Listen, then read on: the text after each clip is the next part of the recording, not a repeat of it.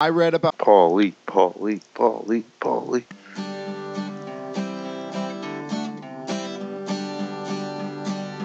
Daniel Bryan is the best wrestler around. Even with an eye patch on, you can't keep him down.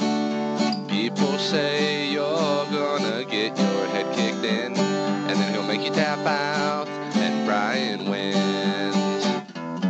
Yes, yes, yes, is what we say. Yes, yes, yes, we'll say it all day. Yes, yes, yes, he's gonna win the American Dragon. He used to fight guys like Nigel, Kenta, and Generico. Then he went to NXT and every night stole the show. He was trained by a bum that was on MTV. Bryan's better than that guy will ever be. Yes, yes, yes, is what we say. Yes, yes, yes, we'll say it all day. Yes, yes, yes, stand up and shout, make Michael Cole tap out. He can beat you with a necktie, grow a mean beard. The final countdown is what we want to hear. AJ loves him, he appreciates her. Cattle mutilation doesn't need a burger. Yes, yes, yes, is what we say. Yes, yes, yes, we'll say it all day. Yes, yes, yes, a headbutt dive. I have till 5.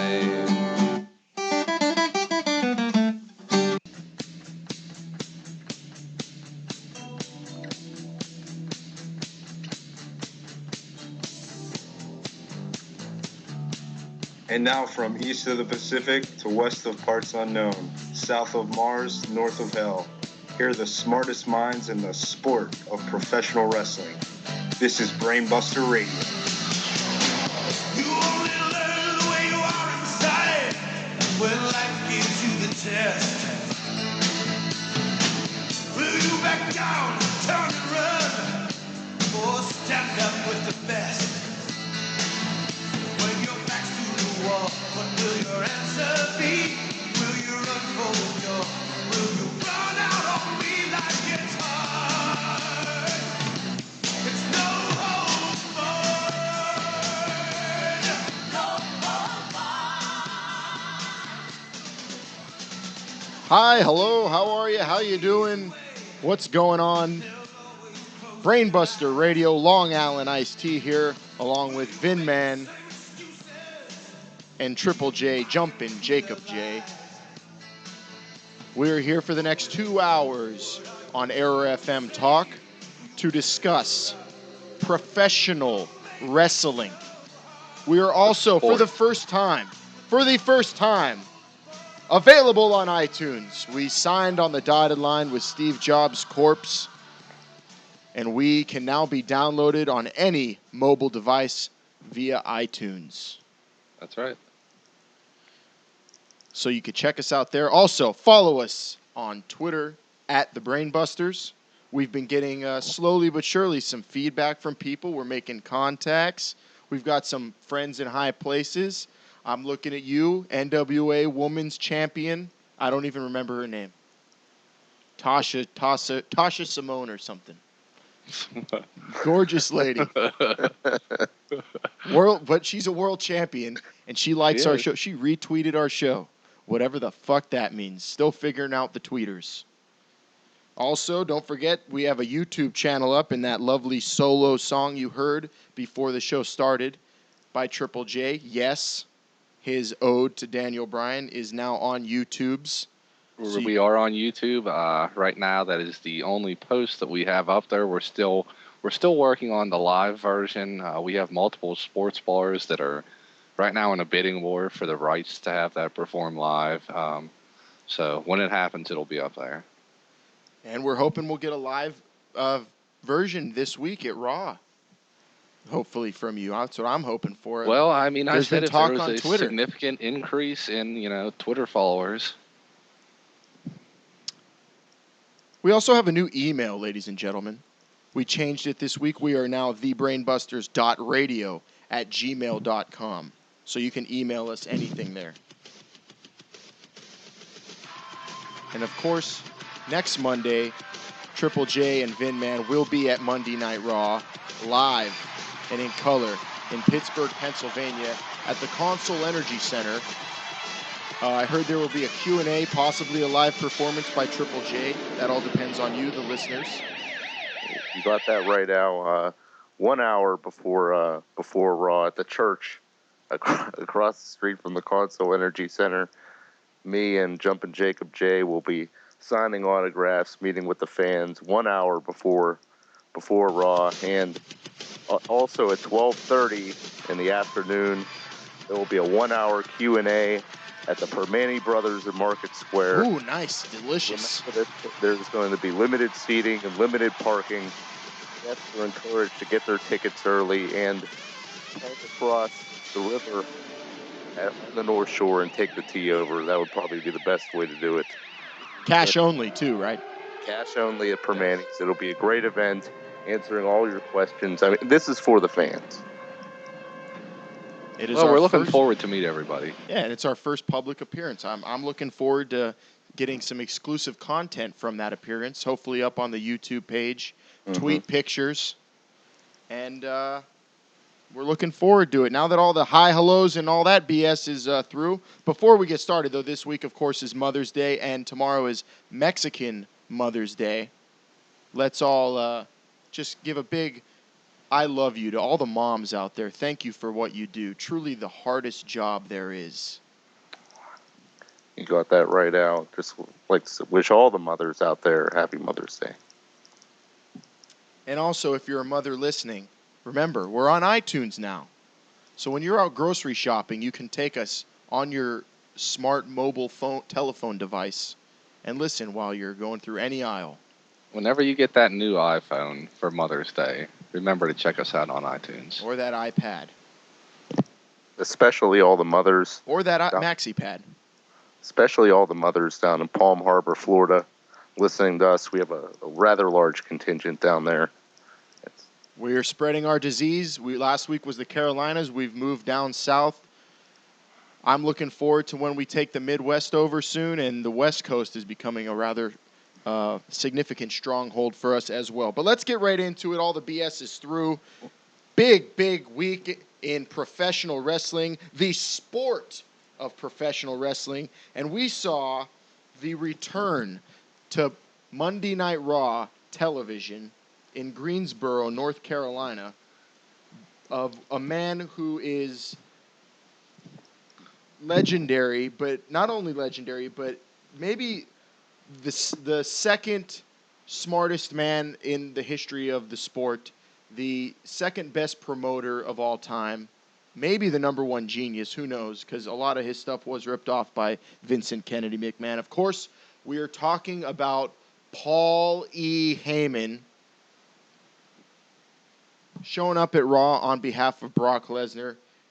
Gentlemen, I think before we get into Heyman's return, we should relive it because it was a monumental moment, a moment not a lot of us thought we would ever see again. So let's go to the clip. Ladies and gentlemen, my name is Paul Heyman, and I am here tonight as the representative for Brock Lesnar. The single most dominant, the single most decorated, the single most destructive athlete in the history of WWE, but a man, ladies and gentlemen, that has been booed and maligned and mistreated and underappreciated by the WWE audience since day one. Just like that. And that especially holds true for corporate management. Oh, come on. Today's WWE is so much different than it was 10 years ago when I first represented Brock Lesnar. Today's WWE it's so image conscious. But despite that fact, it was the executive vice president of talent relations and the general manager for both Raw and SmackDown, John Laurinaitis, who signed Brock to a legitimate contract. Now, admittedly, Brock Lesnar, subsequent to that contract, made a few reasonable verbal demands which were agreed to on live television, which makes every single one of you a party to that agreement. Ladies and gentlemen, Brock Lesnar feels betrayed. Betrayed by the WWE Universe. And Brock Lesnar should not have to feel that way, because Brock Lesnar is the only man in history to hold the NCAA Division I Heavyweight Wrestling Championship, the undisputed WWE Heavyweight Championship, and the undisputed UFC Heavyweight Championship of the world. And yet, above all else, I know, and you should know, that Brock Lesnar is an honest man. Brock Lesnar told you he was going to be an ass-kicking machine, and Brock Lesnar was an ass-kicking machine. Brock Lesnar told you he was going to hurt people, and Brock Lesnar hurt people. But instead of me standing out here and running down Brock Lesnar's accolades, I got one better for you. Tonight, Brock Lesnar asked me to personally come here and read to you his statement, the official statement of Brock Lesnar to you. And I quote, "I came back to bring legitimacy to WWE." That's exactly what I did. And how was I rewarded? With the same corporate BS and politics that led me to leave 8 years ago. I don't regret what I did to John Cena. I embarrassed him. Another guy I embarrassed was Triple H. He's always been jealous of me. Triple H lasted nearly 1 hour in a cell with The Undertaker, but he couldn't last 1 minute in a fight with me. Triple H tried to push his weight around because now he has an office job. I had an agreement with the company and he broke it, so I broke his arm. I don't care about Triple H. I don't care about you people, and I don't care about the corporate suits at WWE, because I, Brock Lesnar, am never coming back.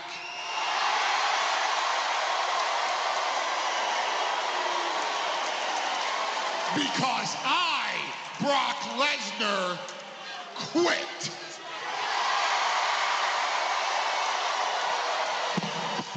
Unbelievable. Paul Heyman returns to announce that Brock Lesnar has quit the WWE barely a month after his shocking return. And shock and awe, disappointment, a mixture of emotions flooding throughout the WWE universe. Vinman, I want your thoughts first. Well, I know you were a big Paul E. Heyman honk. What did you think about his return? Well, I mean, the one, first of all, I thought it was a great return. I agreed with everything he said. I mean, he's just going out there and doing his job. You know, he represents Brock Lesnar. He read his statement, and he sort of gave his feelings on the situation. He pretty well explained how Brock feels. The one thing I didn't like that he wasn't wearing a trench coat or a hat or a headset. That was kind of disappointing. But other than that, I thought it was a great return. It was definitely more of a new millennium Paul Heyman look than the normal Paul E. Dangerously look, where there was no giant cell phone, although there was a picture taken of him in the back, tweeted by CM Punk, where he was on a smart telephone. So maybe Paul Heyman has arrived in the new millennium. Interesting that Brock Lesnar still employs him. He's still good friends. I'm sure he's friends with other guys in the back. This spells doom for the WWE brass, because if anybody has ever pulled the right strings outside of the ring with Vince McMahon and his enterprise, his empire. It's Paul Heyman, and his return is, I mean, just when you thought it couldn't get any more interesting, the genius returns. Jake, you could only be disappointed knowing that Brock Lesnar only had one match in his return, though, huh? Well, it's WWE's job to keep the talent happy. And I'm so sad that I'm not going to be able to see Brock anymore. I think I'm equally as sad that I'm probably not going to see Paul E anymore either. But, if there's any chance of salvaging this, if there's any chance of even not even getting Brock back, but just making amends for maybe someday for him to think about coming back, they have to talk to Heyman. The board has to appease Heyman. I think Triple H has bigger problems than a broken arm right now on his plate. So they need to talk to Paulie. They need to appease him because there's no way they can convince Brock to come back. But if they can get inside Heyman's head, Heyman is the mad scientist for Brock. He's the man who created Frankenstein. But the thing here is WWE thought they were dealing with a naive farm boy when they brought Brock Lesnar back. And now they have to be truly shitting in their pants. You see what's running down their leg? It's piss. Because Paul Heyman is a man you do not want to mess with. He is a man who is great in the court of law. He is great when it comes to getting talent what they want. And I think this is a power play by Brock. I by no means really think he's quitting. I think he truly deep down in his heart wants to dominate the WWE. And he showed he could do it at Extreme Rules.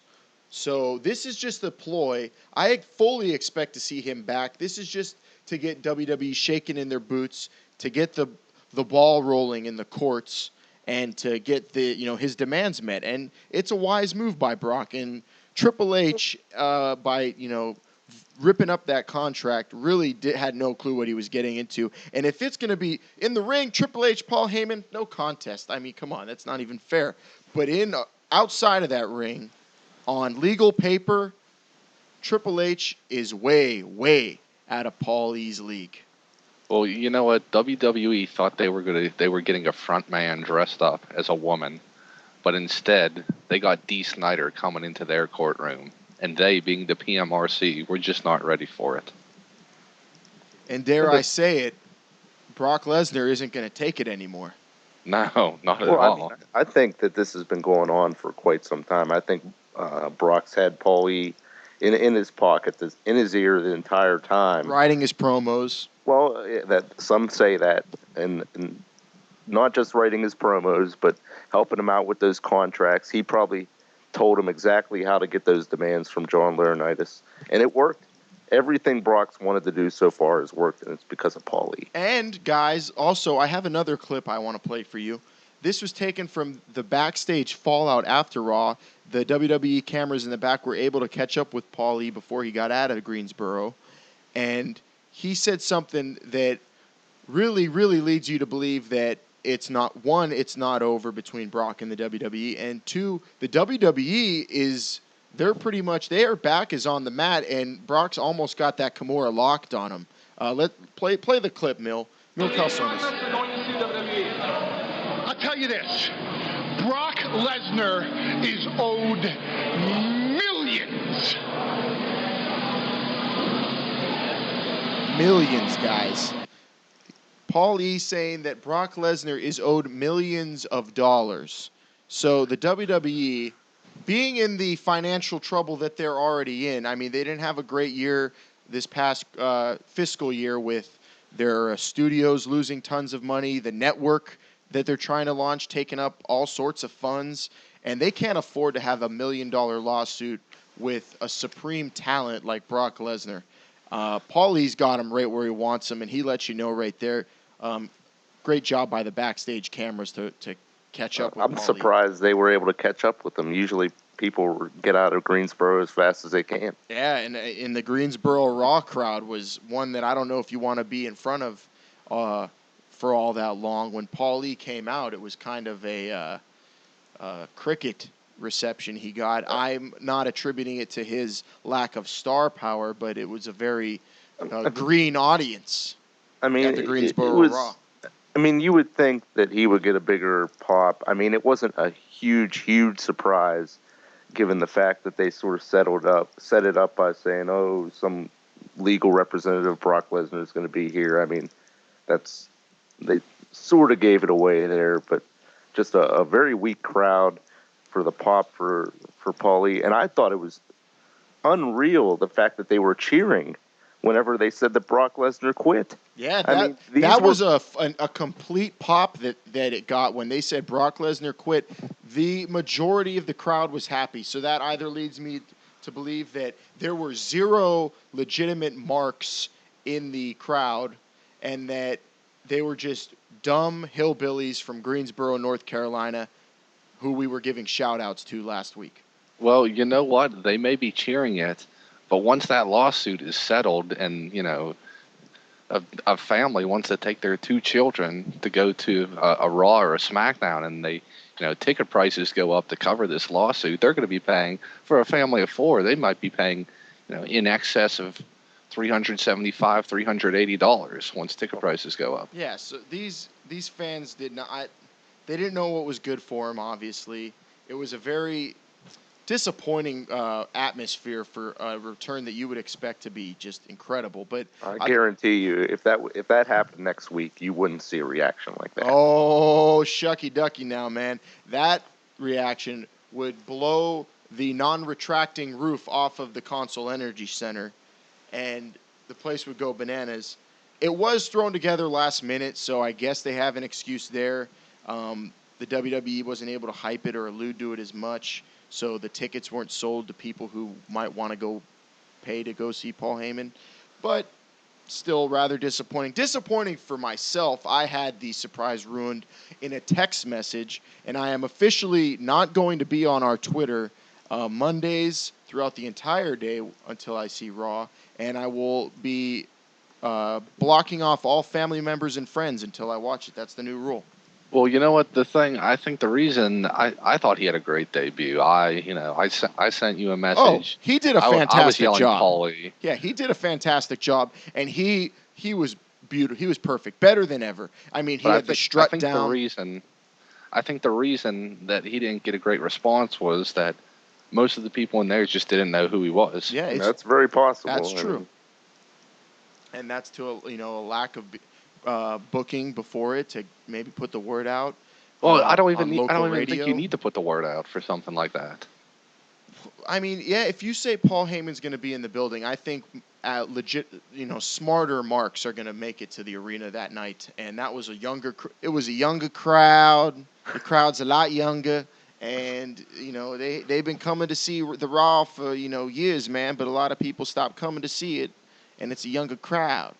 So they didn't know who Paul was. They knew who John Cena was. The guys who got the biggest pops were Cena and Punk, and Vicky Guerrero probably had the most heat.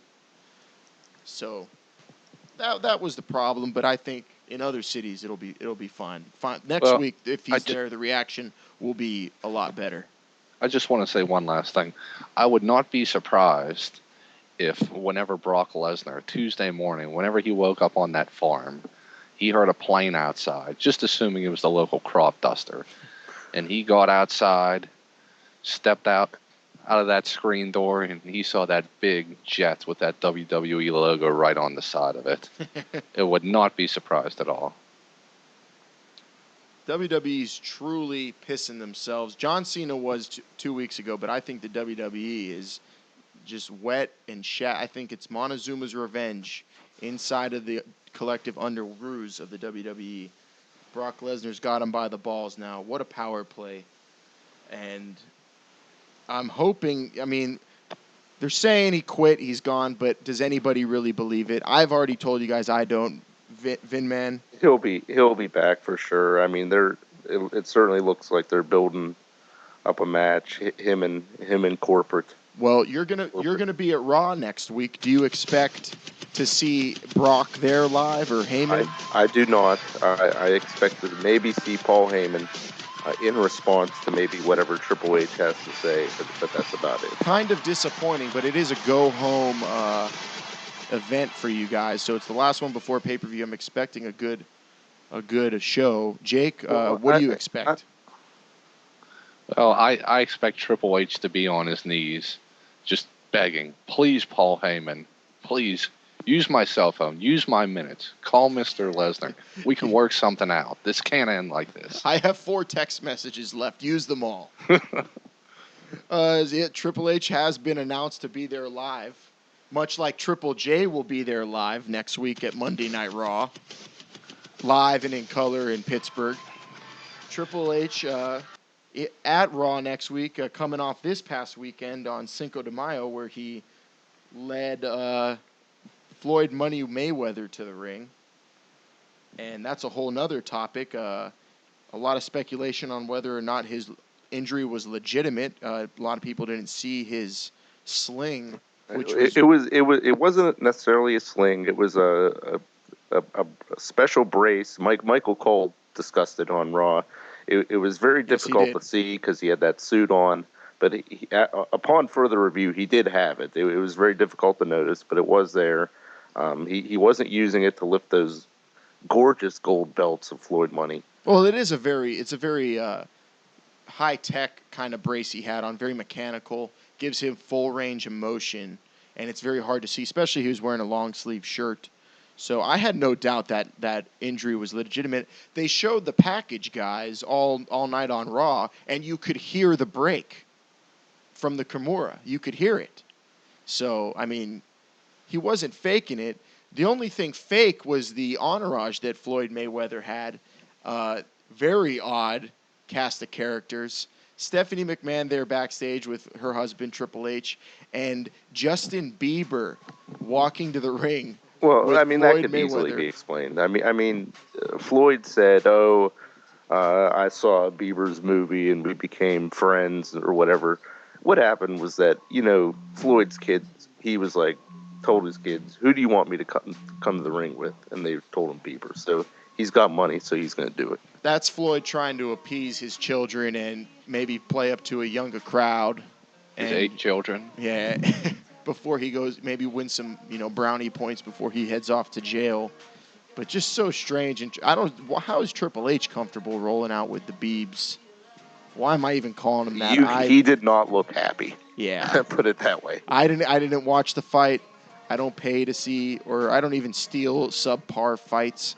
If the guys aren't at least 230 pounds, I don't really want to watch it unless it's a marquee match. So I didn't see it.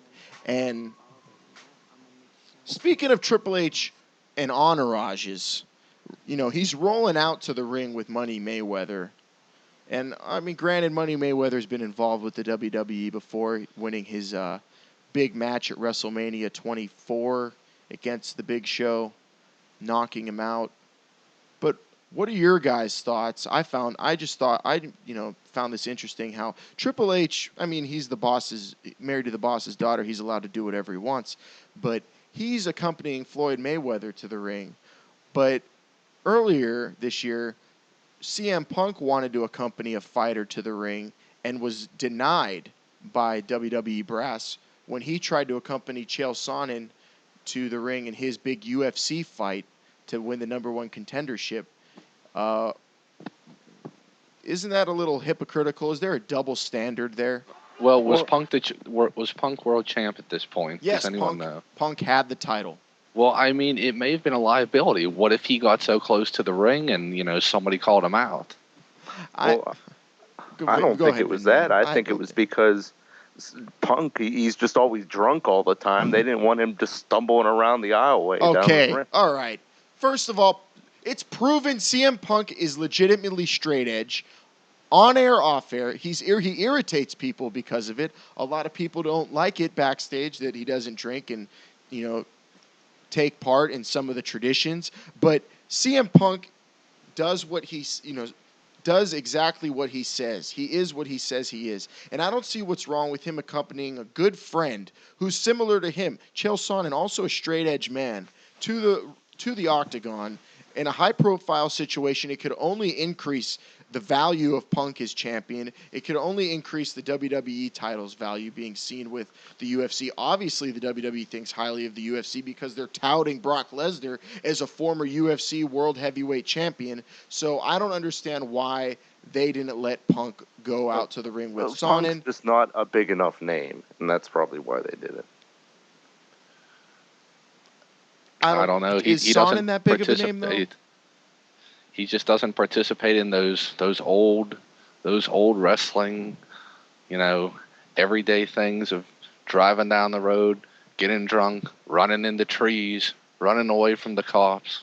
It's a double standard, guys, and it's not fair. It is not in the interest of fairness. It's blatant lack of respect for the title. Listen, one guy's the boss and one isn't. It's true. It's abuse of power. Right there. It's abuse of power. You know what man wouldn't have allowed that? John Laurinaitis. I'm almost positive it was sent down from Triple H because he doesn't like Punk to John Laurinaitis to tell Punk he wasn't allowed to accompany Sonnen. And then Triple H goes ahead and just does whatever the hell he wants. I'm telling you guys, I'm hoping Brock Lesnar isn't gone for good because he needs to finish the job on Triple H. He needs to injure him enough where he can't even perform office duties. That guy needs to be sipping through a straw because that's an asshole move. Well, maybe that'll be a stipulation. Brock only comes back if he gets Triple H once he's healthy. I'm hoping Triple H, he's advertised to be there live, but you never know. That guy's a jag-off. He's advertised to be there live in color in Pittsburgh next week. The man who was supposed to bring legitimacy back to the WWE is gone. So hopefully you guys, while you're there representing the Brainbusters, bring legitimacy to a Monday Night Raw for once in the past 2 weeks since, Brock's gone. And, hopefully you guys, I'm looking forward to you guys booing and bringing some signs. I'm going to be looking for your signs on television. Everyone else out there should be. Oh, you will see us. We'll be front and center, front row, very visible. Some politically motivated signs.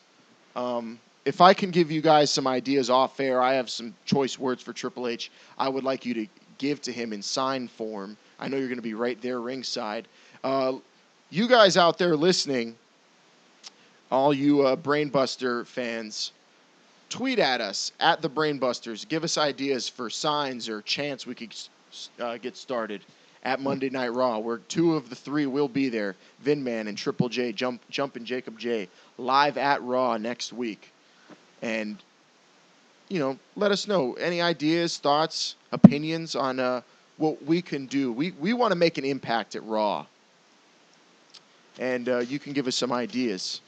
It's going to be exciting. Look for us at the church across the street from the Console Energy Center. Tweet at us at the Brainbusters. Even email us.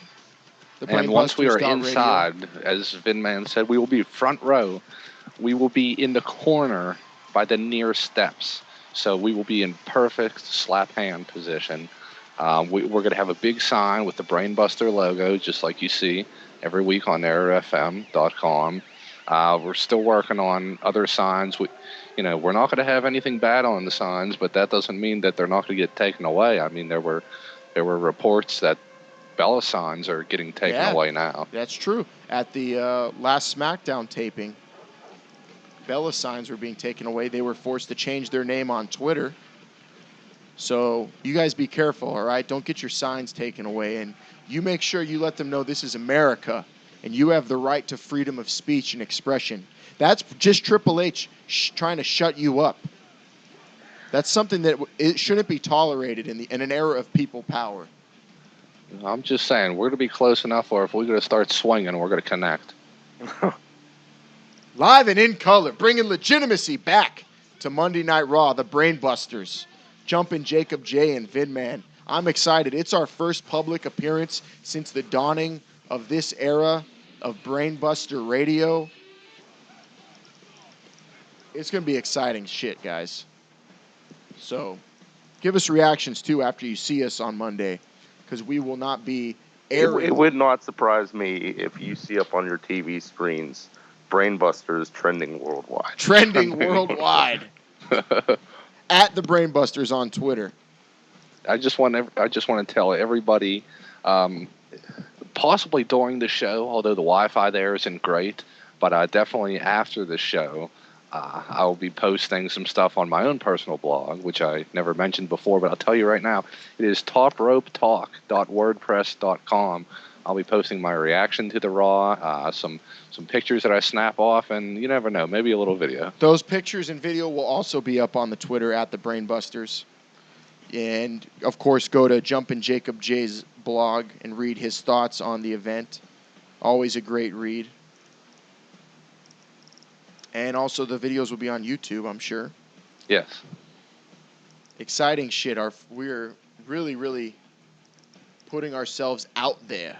Oh, and I did hear on a local country radio station that there will be a after Raw world title or WWE title match, CM Punk versus Jericho in a Pittsburgh street fight. Oh my goodness! So you never know. We may have breaking news that the title has changed hands. Oh, dog! Tell me you didn't just say that, dog. I mean, just think about it. If Jericho beats him off air, does that Could mean you that there's going to imagine- be a unification match on Sunday? Could you imagine Jericho and man. Mark Madden celebrating in that ring? Mark Madden, super genius out of Pittsburgh, Pennsylvania. You can listen to him online at 1059thex.com.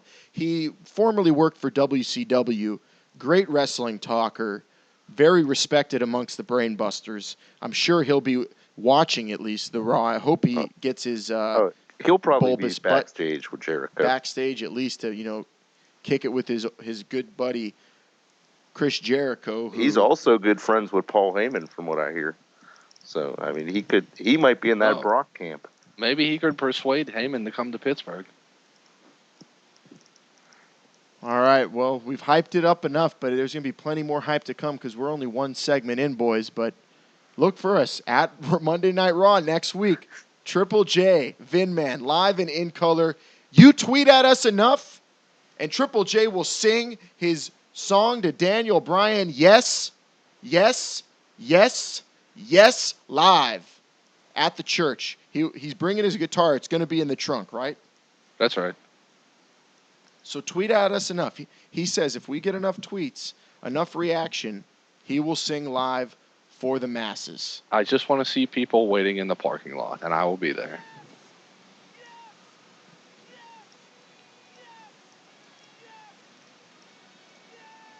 Yes! All right, one segment down. Let's get going. We're going to head to our first break, and when we get back, we're going to talk more Monday Night Raw. Big Johnny laid down the law at the beginning of Monday Night Raw with a little interruption by a certain WWE champion. We're going to get into the lack of respect being shown to Big Johnny Laurinaitis. People power in action. And a whole lot more here on Brainbuster Radio, so stay tuned. You are listening to the Brainbusters on Error FM Talk or iTunes now. Download any show, whenever, wherever. Listen to us while you're taking a dump or taking a bath. I'm Long Island Iced Tea with Vinman and Jumpin' Jacob J. We'll be right back.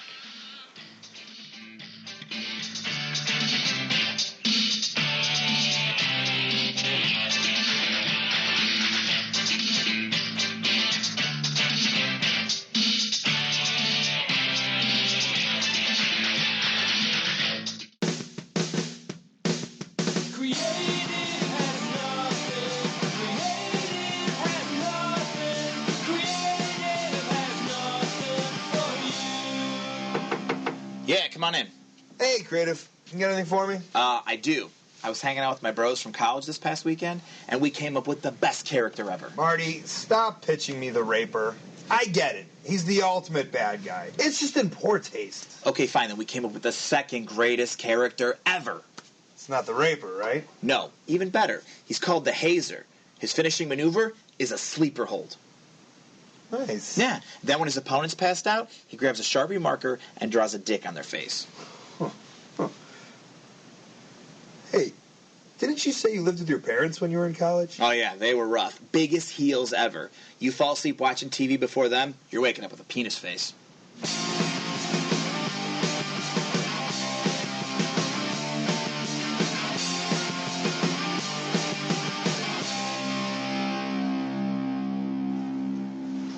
How's that? Make the balls a little bigger.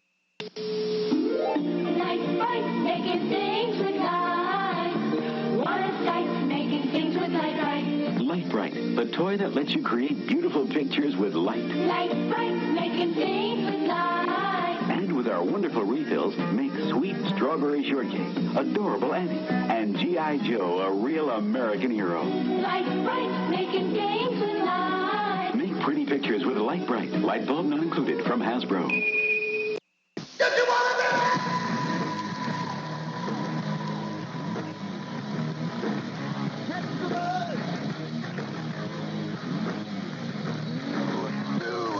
increase your memory, not illusion.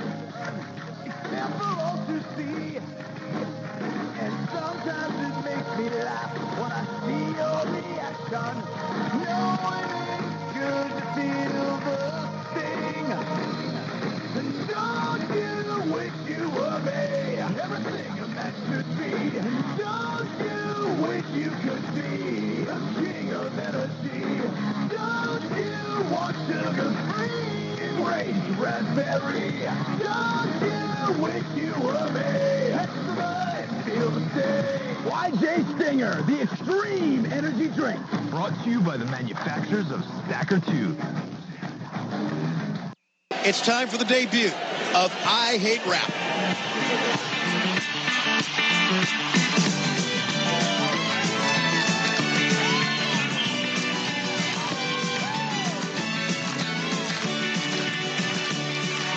I like country music. I love country girls. I like Willie Nelson. And don't forget about Merle. There's only one thing that I hate, 'cause it's a bunch of crap. I hate rap. I like NASCAR racing. Richard Petty's still the king. Yeah, they call me a redneck, but you know that's a beautiful thing. There's only one thing that I hate, 'cause it's a bunch of crap. I hate rap.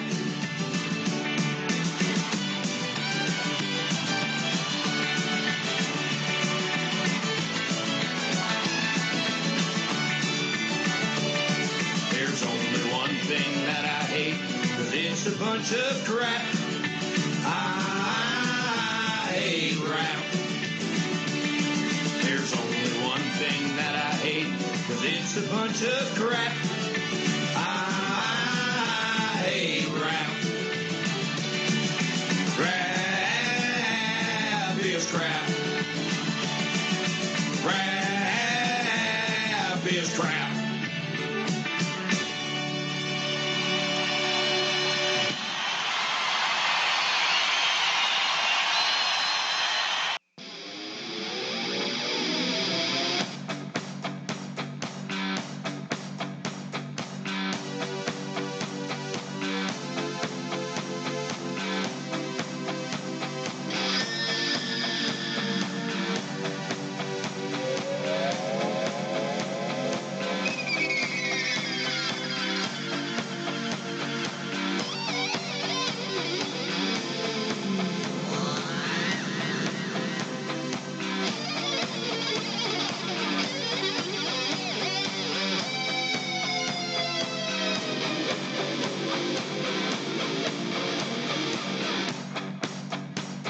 Walk hard, talk loud. This is Brainbuster Radio.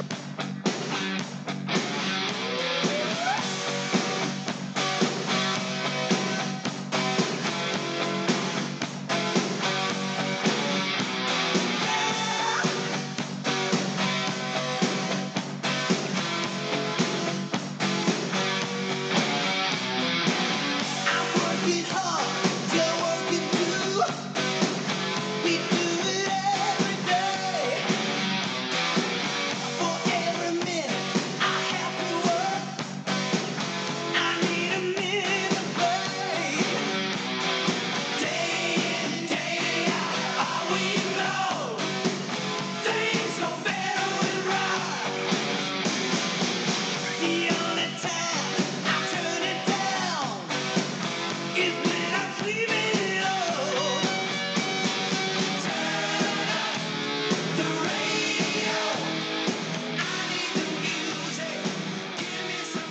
Turn it up.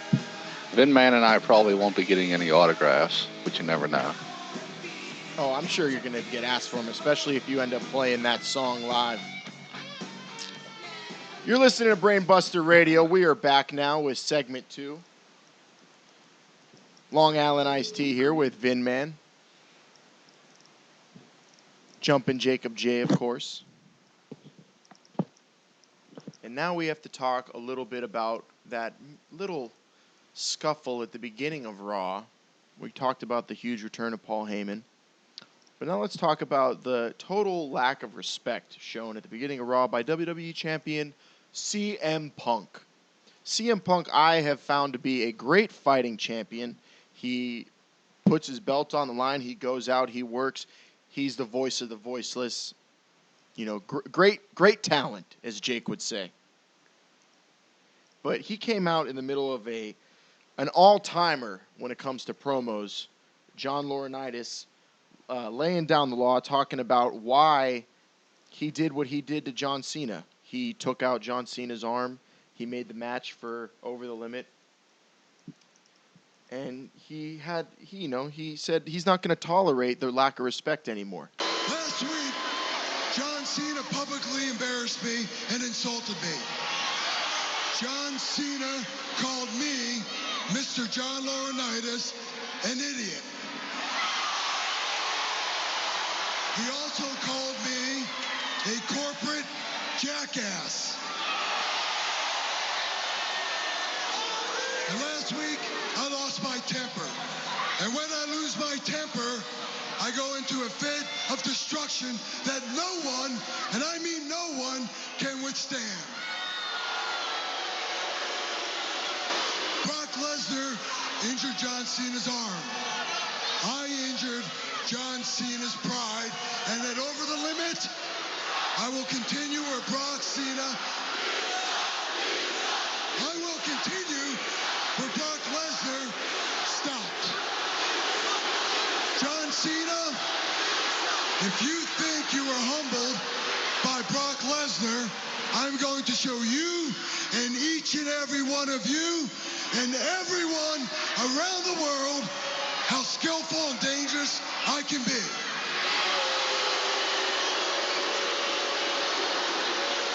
I'm not going to apologize to John Cena for hitting his injured arm with a steel chair. That's only the beginning of what I'm capable of. And for all of you who thought I'd be reprimanded by the WWE Board of Directors, I was not. You know why?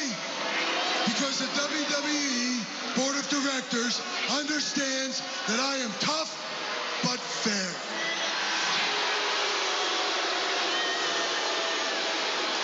That is why I've asked that John Cena not be here live tonight. I want John to do therapy on his elbow so that Over the Limit, when he faces me, he has no excuse why he was beat.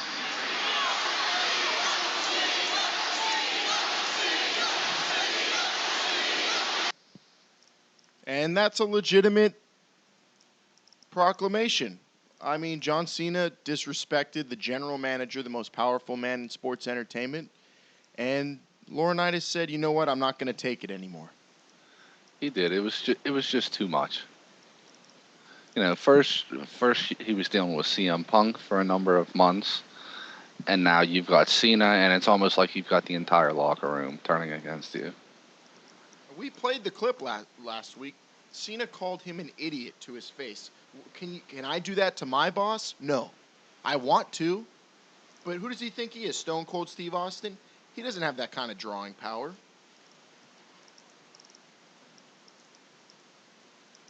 Vinman. Yeah, it's just I don't understand these superstars sometimes. I mean, all this guy is trying to do is just book matches and put on a good show and give the people what they want, and these guys just don't respect them. And what happened after he was done giving that great promo is just disgusting to me. It's downright disgusting. You're right. It is. I just can't believe the lack of respect. I mean, there has to be some sort of order in the company. Matches need to be booked. Pay-per-views need to be sold.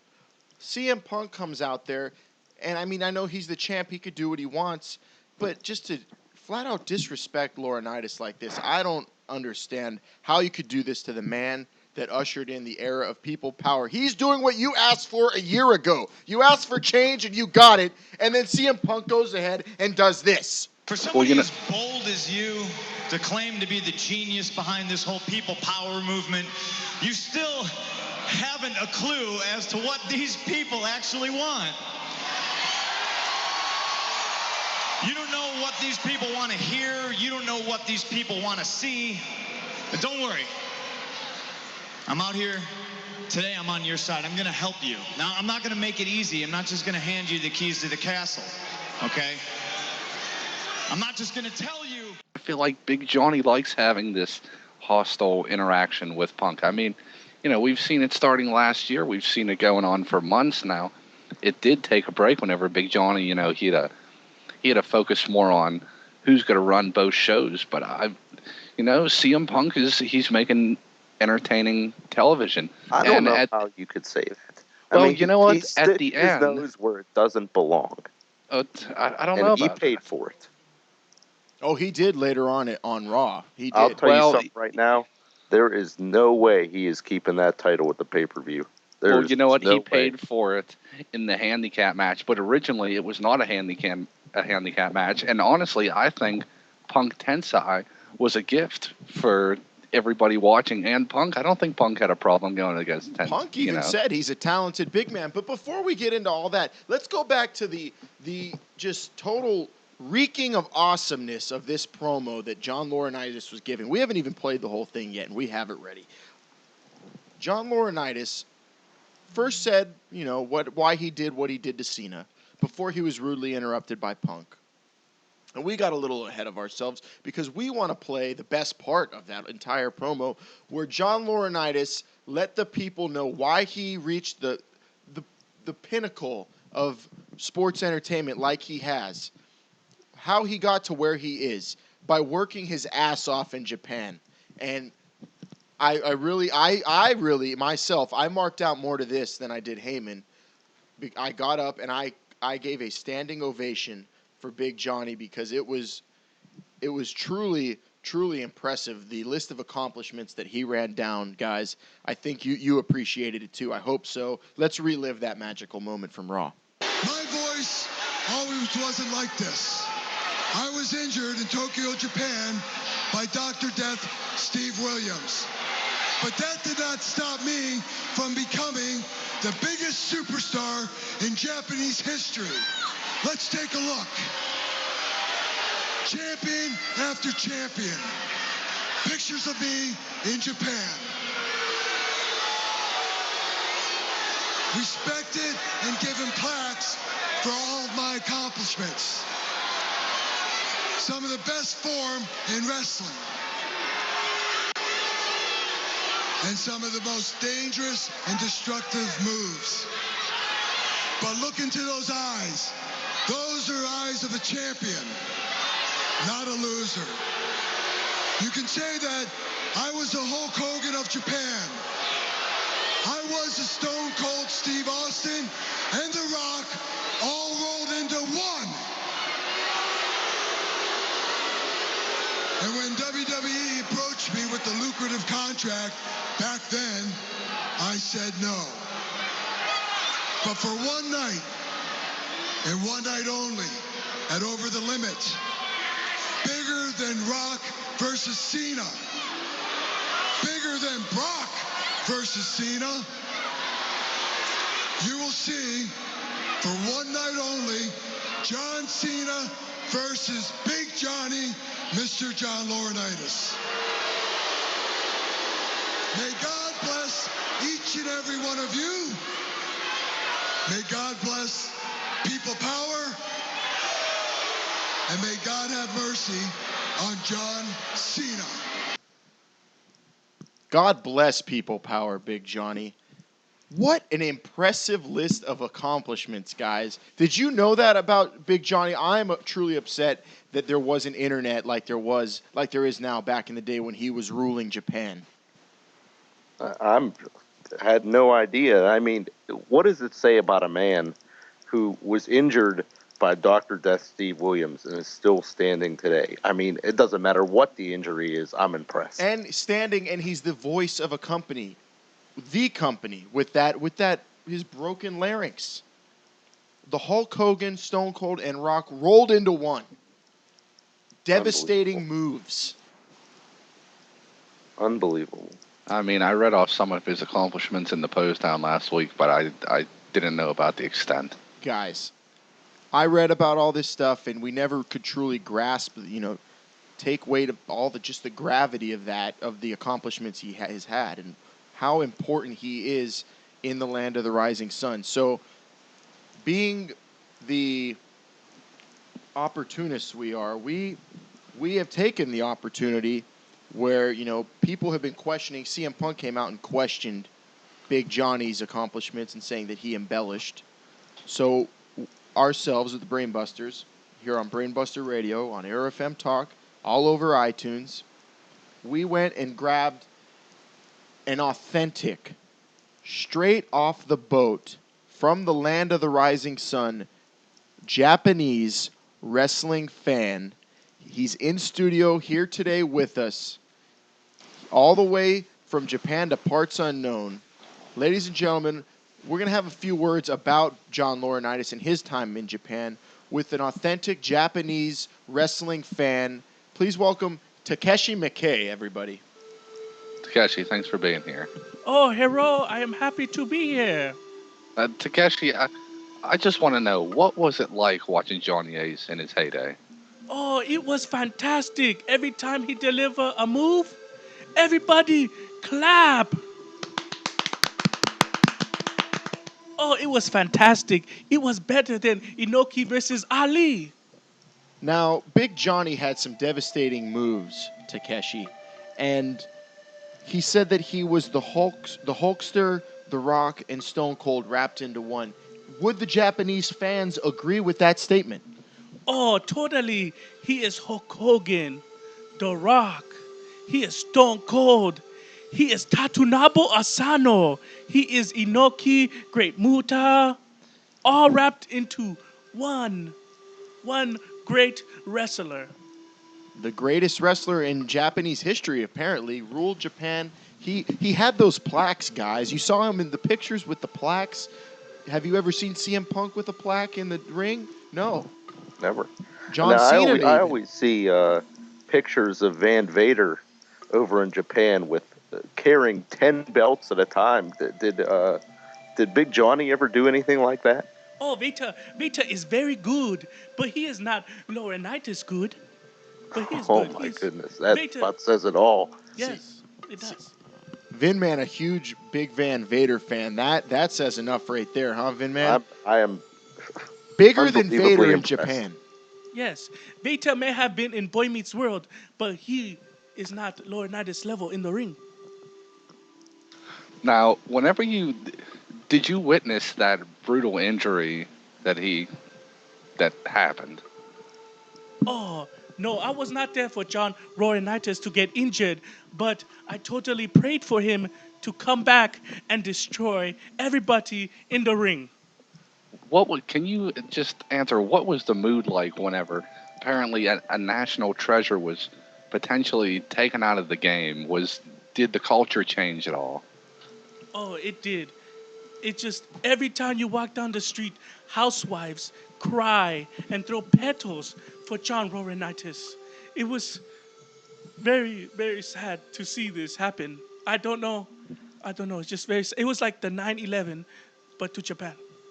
9/11, for you hear that, guys? John Laurinaitis is a national treasure in the Japanese community.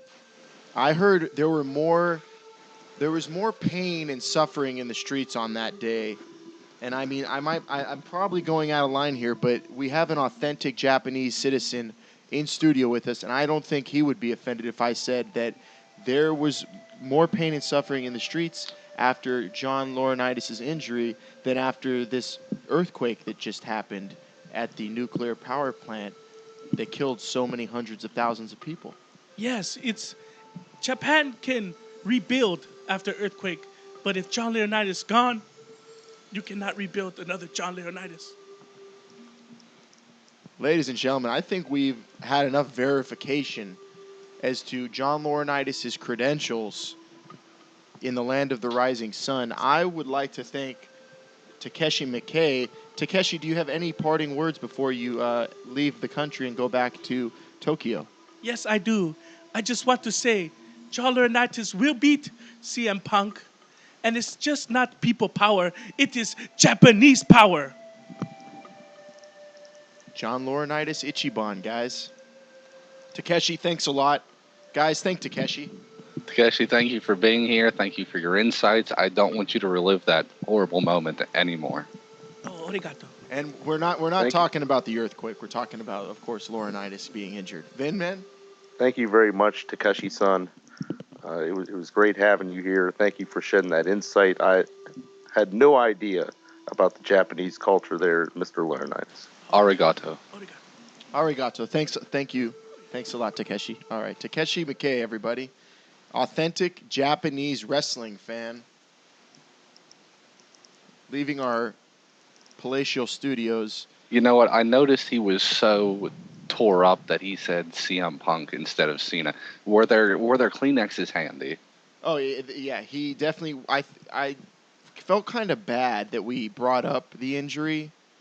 I knew I was treading on water whether or not to go to that, but we had to just convey to the listeners just how important the man John Laurinaitis is to the Japanese community. Now, not only is Cena facing the most powerful man in sports entertainment, he's facing an entire nation at Over the Limit.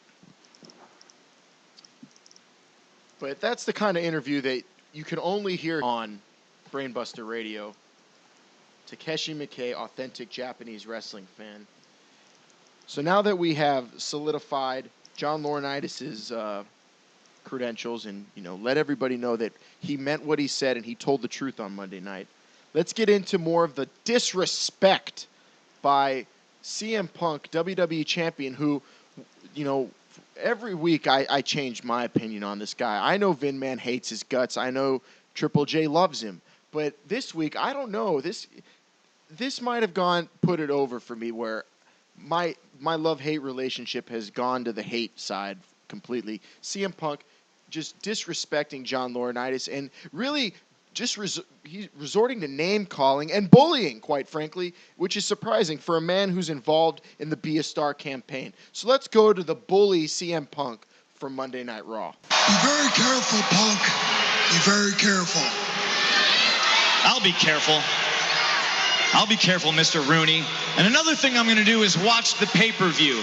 The same pay-per-view, Over the Limit, when I beat Daniel Bryan, I'm going to watch John Cena beat you. Are you finished? Am I finished? See, that's people power. We're going to listen to the people right now. Am I finished? All right, let's see then. You're stupid. You're ugly. And you have no friends. Am I finished?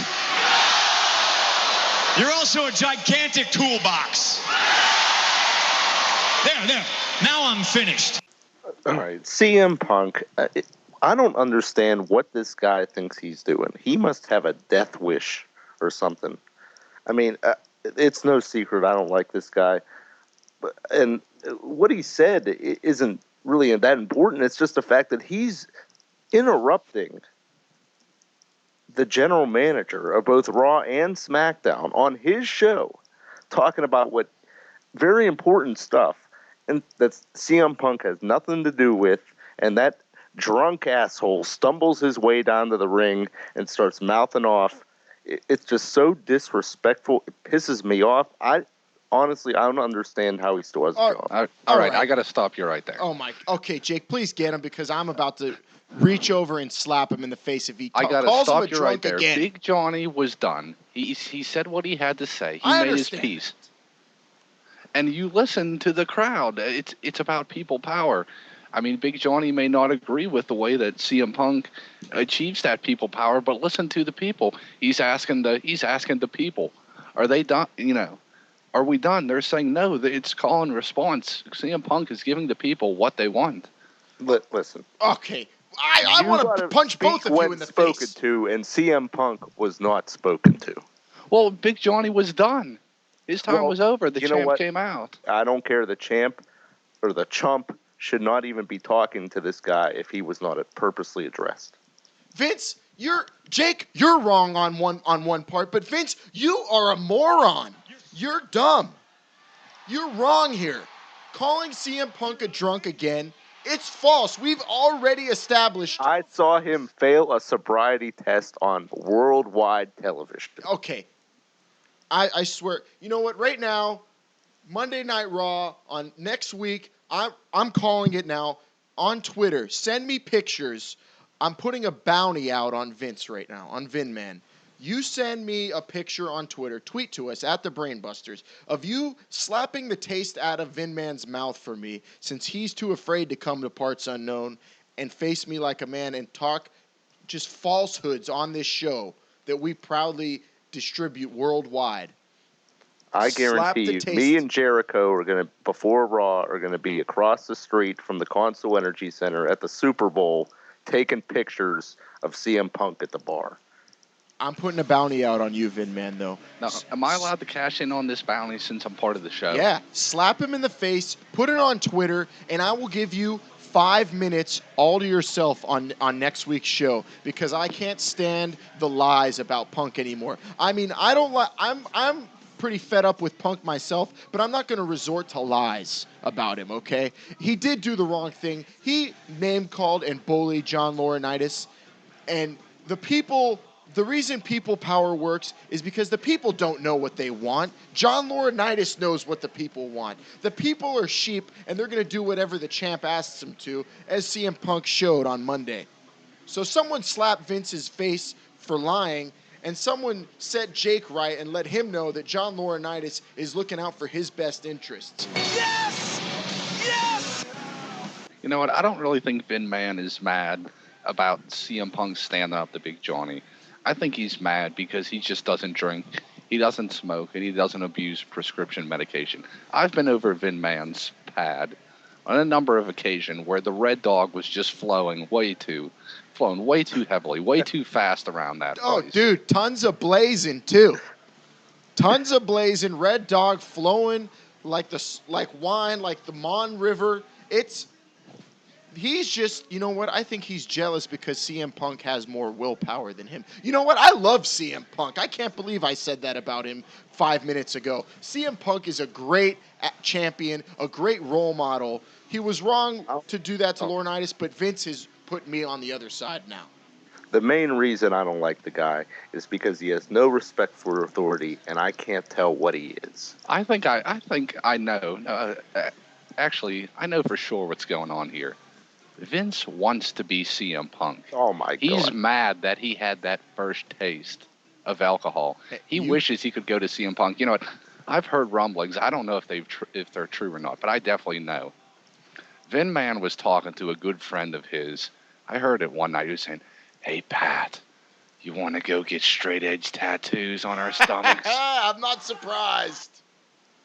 I'm not surprised. I've heard the rumblings, but after this conversation, Vince would like to be CM Punk, but he knows it's too late. He can't turn back. Just like CM Drunk is. You blatantly don't get any tattoos, Vinman, because you want to. You're so desperate. You're like a homosexual in the closet. They act as macho as possible to stay far away from what they're perceived to be. But you really are. You want to be straight edge. You want tattoos. You love Pepsi. Oh, that crosses the line right there. Forget straight edge. Whatever you start talking, I'm a soda. Coke fan. It's what's real. I can't believe CM Punk likes Pepsi, though. That is ridiculous. I know what I'm can't going to take. give Vinman. I can't take. You know what, guys? I can't take CM Punk anymore. I don't even know if I want to talk about him on the show ever again. He loves Pepsi. He interrupts the man who's ushered in the greatest era of the sport of professional wrestling. Blatant disrespect. The name calling. Let's get to that. The bullying. He's in. Not only was he bullying Laurinaitis, that very day, he told a fan on Twitter to kill himself. Now, guys, he is a part of a campaign that involves children and bullying. Shouldn't he be setting a better example? You know, I'm sure it was taken out of context. Well, I'll give you the context. CM Punk went to bat for gay marriage on Twitter, and then a guy who hates gays from the Carolinas spoke his mind to Punk, and then Punk said, you know what, go kill yourself. Now, personally, my beliefs don't matter here, but taking Punk's position on gay marriage, I don't give a crap what if men love to eat other men's poop or women love to scissor. I don't care. Go ahead, get married. But I'm not going to tell someone who believes that that's wrong and those people are going to hell to go kill themselves. Live and let live. It sounds like his account was hacked from someone on the mean You're streets of quit Chicago. making excuses for this guy. Well, that's definitely what it sounds like. Jake, this guy is a miscreant. He doesn't mean what he says. He's a liar. He probably drinks a lot.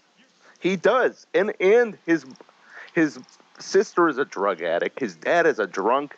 His mom is just a filthy whore. Oh, I can't stand him.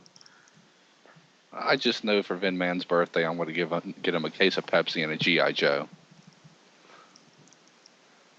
Not only did CM Punk disrespect Big Johnny on Monday Night Raw, guys, let's talk about something they were really pushing hard, which was the Big Show and his run-in with Big Johnny after Johnny came to the back after getting verbally abused by Punk. Yeah, exactly. Oh, my goodness, Big Show. You took it a little too far. The man specifically said, my voice, this is an injury. You're making fun of a handicapped person. And what does the Big Show do? Also involved in the bully campaign. Bullies John Laurinaitis, makes fun of his voice. Eve forces him to apologize. Do you, A, think the Big Show was out of line? And B, was his apology sincere?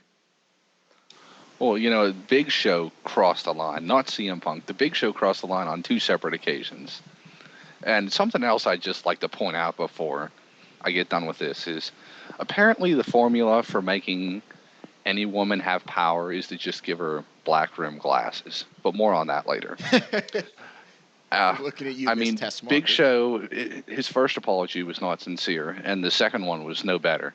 And then later on in the night, whenever he was talking to 2 stars from an apparent new show on the USA Network here in the States, now he didn't directly make fun of Big Johnny, but you know he could have told those other guys to, you know, guys, we can talk about this outside, but let's not talk about it here. If I was Big Johnny or even Eve, I think I would have had to say, Big Show, we wish you well in your future endeavors. Well, I mean, first of all, I'd like to thank Eve for at least stepping up and doing something in her new Raw. I think she's doing an excellent job. Gorgeous woman. On top of all that. But I mean, the Big Show, he just because you're 7'4", 441 pounds, doesn't mean you could go around making fun of people. It's just not right. And I mean, I really don't like the Big Show right now. I hate this gentle giant gimmick he has going. It seems like ever since Hogan's no longer with the company, he has nothing else to do. I think John Laurinaitis deserves better than getting made fun of by a 40-year-old, 580-pound freak and a couple of C-list actors. Don't you think he's in a position where he's above that? That shouldn't be happening in public, at least. I mean, those guys shouldn't have been given the microphone. That's a very good point there. It shouldn't be happening at all, but it's definitely not on Monday Night Raw with the whole world watching. Well, you know what? Big Show's a knucklehead, and he can dish them out, but apparently he can't take them. Oh, he can. You saw he almost had water in his eyes when he was asked to apologize. He's on thin ice right now. Eve, although she's gorgeous, definitely not even in the top 3 of the hottest women in black rims eyeglasses. Am I right, Triple J? Well, you got to go Tessmacher one, I think, right now. Yeah. Didn't we have a Brooke or something in TNA? Like yeah, that? that's her. Brooks. I don't know. I think Eve's a little bit better than her. Actually, a lot better, I'd say. Eve's draw is a little strong. I'm just for saying, me. I figured that out. Just like I figured out that R-Truth was the black hacksaw Jim Duggan. You equate what's up with ho? Yes, I do. Yeah, the thing is, Little Jimmy or Hacksaw has no Little Jimmy. Point goes to R-Truth. Hacksaw has USA. American. Guys, I'm getting handed a piece of paper which has, it has the Stamford crest at the top, which means it's an official document sent from WWE headquarters. And that means one thing. This is breaking news right here on Brainbuster Radio. We will tweet this information out shortly after I announce it right here on the program. But, guys, the first match for WrestleMania 29 has been announced. 13 Chaos Pandemonium coming to MetLife Stadium. Zack Ryder defending the Internet Championship against the show-off Dolph Ziggler at WrestleMania 29. The New York, New Jersey area will be turned upside down. It's Z and Ziggler for the Internet title. Call your local cable or satellite provider to order, but not right now. It's way too early. The Long Island Iced Z, the show-off, the Internet Championship on the line. You won't want to miss it. Did you guys hear that? The first match set in stone already. They're doing it again. The Rock and Cena was a year in advance, and now Internet title on the line. New York, New Jersey. Ryder, Ziggler on.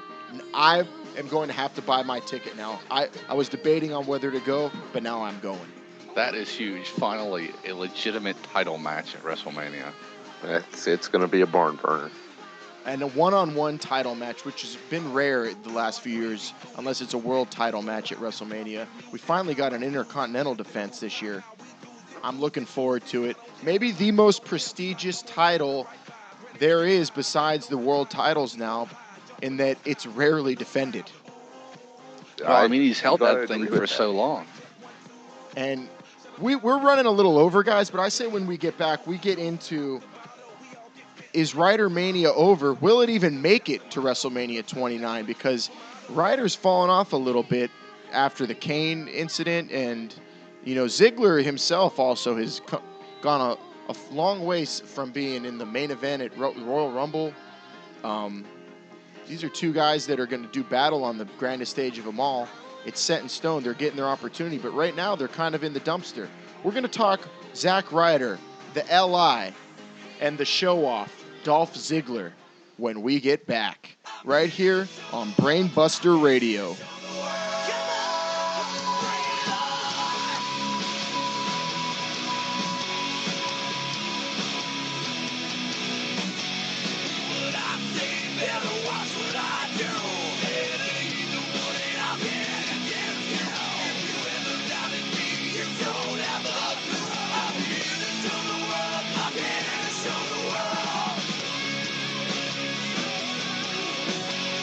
Thanks for calling the GED Pep Talk Center. Jerry Stiller speaking. Your level 7 in your face pep talk. I can keep pushing. Believe me, I'm good at it. But at some point, you're going to need to start pushing yourself. See, once you've got your GED diploma, you'll feel so good about yourself. You tell them. Can't change your past, but you can definitely change your future. That makes me so happy, I'm ready to bust out a dance. Mr. Trejo, can I transfer this guy to you? My gentle technique isn't really working. You need something a little more persuasive.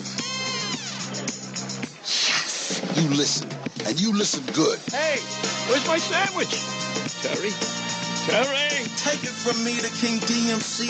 It's a real cool thing to get your GED. Get that diploma! Now hold on and we'll find you free GED classes.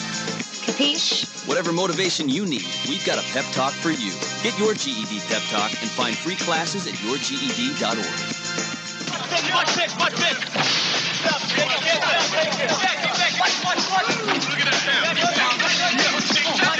Class is in session, baby. In your face! You call that trash talking? This is trash talking. Jericho is excellent. WWF Trash Talking Stage. Go ahead and talk trash. That's all I got to say about that. Do you smell what the Rock is cooking? I've got 2 words for you. Talk trash with the WWF Trash Talking Stage. Playtime's over. Have you ever heard of Lanny Puffle? Oh, wasn't he the genius? Of WWF. Yeah. He actually wrote a poem and sent it to us on email, but he has back problems. Watch this. I survived a match with Andre the Giant.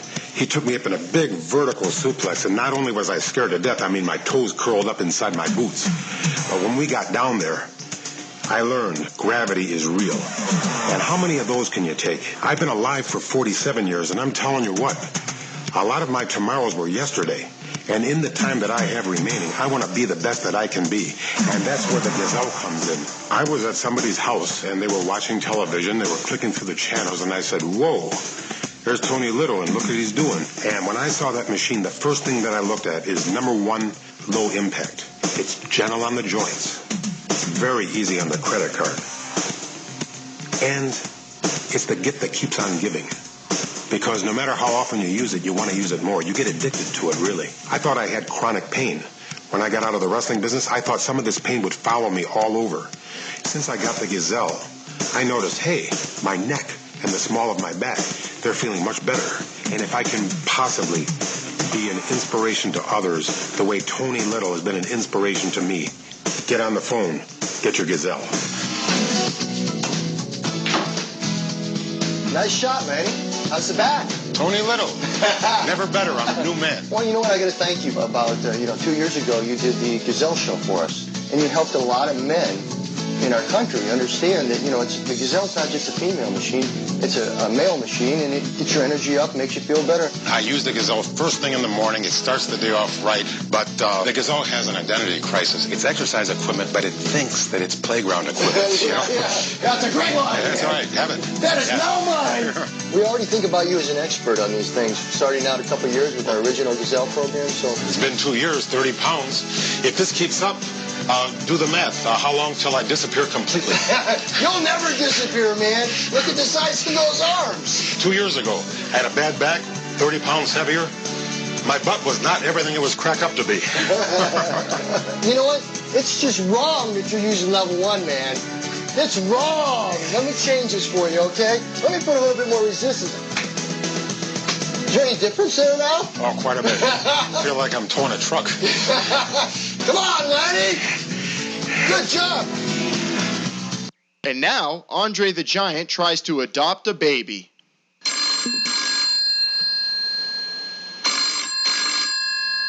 Thank you for calling the Tampa Bay Adoption Center. How may I help you? Andre wants baby. A baby, sir? Andre wants big baby? To go coochie-coo? What kind of child are you looking for, sir? Big baby for Andre. He beat Hulk Hogan and Hulk Hogan's baby. Sir, we have children in need of homes. We do not have big babies here. No big baby? Okay, I feed him cigars and beer. He become Andre big? Sir, you cannot feed a child beer or cigars. Andre became 8th wonder of the world with beers and cigars. Baby become 10th wonder. He beat Hulk Hogan in 2 minutes. This is a serious place looking for homes for needy children, sir. Please do not call here again. Hello?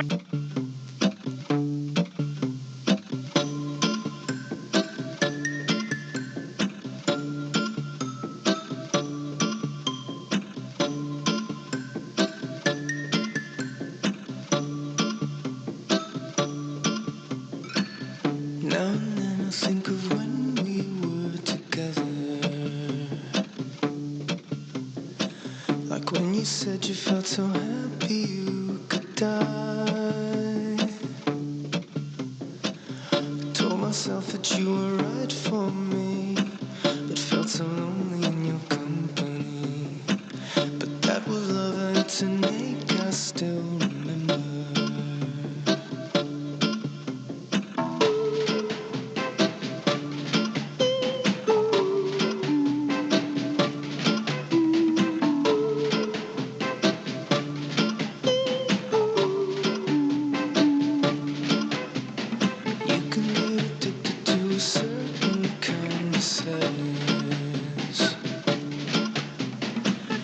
Resignation to the end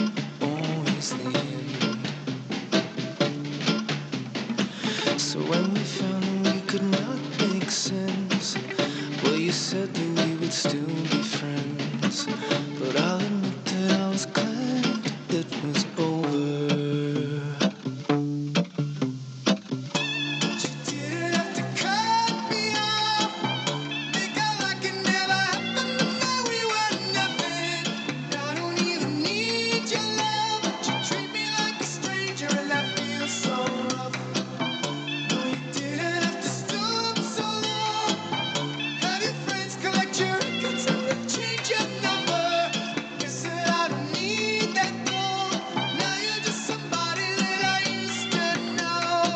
We gonna drink, we gonna do some drugs, we gonna slap some bitches. We on Brainbuster Radio. Brainbuster Radio, thinking of all of our lost loves and all the people we used to know before we became big. Follow us at the Brainbusters on Twitter. Long Allen Iced Tea, that's me, Vinman, and Jumpin' Jacob J. You know what? I think I used to know Vinman, but not after that last segment. I know. We were getting into Zack Ryder Mania and Dolph Ziggler before we went to break, and Vinman seemed very disgruntled that we were even discussing the topic. I know he's a Ziggler honk. Oh, yeah. Well, see, here's my thing with Ryder. I mean, I understand he does all this stuff on YouTube. He's got a good character there. He is an I innovator. agree it's good. An innovator. I agree, but for whatever reason, it doesn't translate to TV. They should be using him more. But in my opinion, he was best off whenever he was part of the Major Brothers. Okay, that was a dark day in his Well, career. he was tag champ with the Majors, correct? I thought that was a great tag team. I wanted to see more of them. They were tag champs, but I mean, that was so lame. And I mean, you're the guy who hates people that you can't tell. You know, you say, I can't tell They're what he Majors. is. You can tell what they are. You just liked him because he was in a tag team where he looked like his partner. He was a brother. Best tag team. Which is weird because you hated the Bella Twins. We're the personification of that. I did, but you love the Major Brothers. I like the Majors are good. They were a modern day Beverly Brothers. Oh my God! He likes all brother teams. I do too, but they were better than the Beverlys. Were just god awful. But the Majors were so disappointing. If I had to rank twin tag teams, it would go Jacob and Eli Blue 1, then the Beverly Brothers, then the Majors. Good thing no one's asking you to rank anything, you son of a bitch. We're tired of hearing of these twin tag teams. If you're talking twins on the Brainbusters, you're talking Bellas. Nicole and Brianna, though, to everyone out there, they changed their Twitter handle. WWE owns the rights to the Bella Army. But there was a great picture today. I know I called Long Allen earlier of, I think, was it Brianna or Nicole, or it doesn't really matter. One of the Bellas wearing the Yes, Yes, Yes shirt while apparently doing some housework. And it was just fantastic. Of course, the rumor is D-Bry is dating one of them, and apparently that was confirmed. Which one, though? You never know. It looked like Brianna, but I can never tell. It was twin magic. He's the luckiest man ever. Daniel Bryan, not only is he going to be the next WWE champion, he should have the world title, but he just gets, I mean, Michael Cole tried to bash the guy and call him a nerd, but he obviously is a ladies' man. He's Michael Cole's on twins. board now. Oh, Michael Cole, he's finally, stepped into reality and realizes Daniel Bryan flat out is the shit. Best wrestler in the world. He has the best chant, the most charisma, and he gets all the bitches. He'll even tell you himself. Remember what he said at Extreme Rules, guys? Ladies and gentlemen, joining me now, the man who will compete for the World's Heavyweight Championship tonight, Daniel Bryan. Daniel, why do you feel that you have the advantage in a 2 out of 3 falls matchup against Sheamus? stupid question. Teachers like you are the reason the American educational system have fallen out of the top 20 world rankings. Let's see. Advantages I have over Seamus. How many do you want? Number 1, I get more chicks than Seamus. Number 2, my beard is far manlier than Seamus's beard will ever be. Number 3, unlike Seamus, my stomach is not weighed down by 5 pounds of corned beef. I am better than Seamus in every way imaginable. You see, Seamus is a lot like the crowd here in Chicago. Chicagoans think they're the best crowd in the WWE universe. But just like Seamus, they are overrated and unoriginal. The keys for tonight? Am I smarter than Seamus? Yes. Am I in better condition than Seamus? Yes. Tonight, will I become the 2-time World Heavyweight Champion? Yes! Yes! Yes! Yes! Yes! Yes!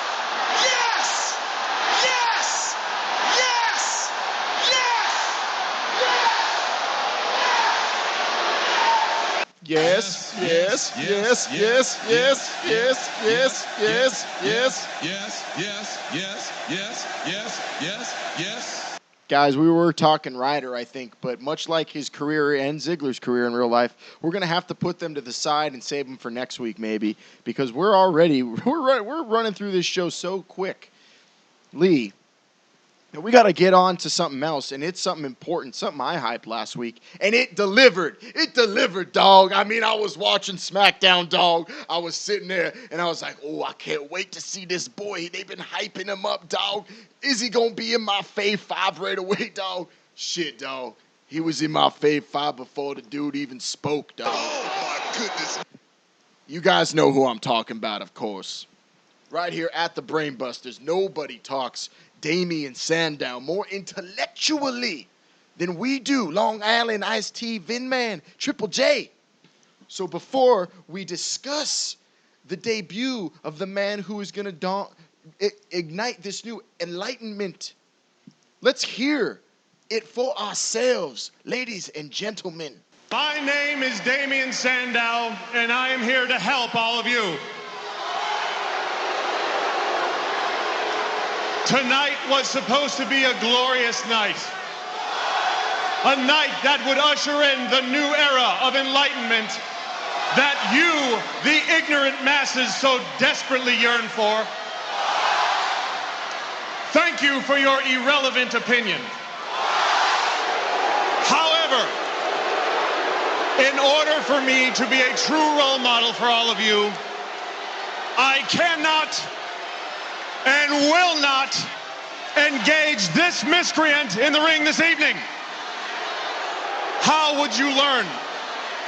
How would any of you benefit from witnessing the enlightened one go up against this sickle-minded ignoramus who, quite frankly, is no different than any of you here this evening? Sir, I seek to simply enlighten the masses. And by masses, I mean the WWE Universe and my opponents as well. That miscreant would only serve to demean me. Think about that. Think. Till we meet again. And I can't wait till we meet again, Sandow. The Enlightened One debuts on SmackDown, supposed to have a match with NXT miscreant Derek Bateman. A simple-minded ignoramus indeed, dudes. Damien Sandow comes out for his first match, refuses to engage.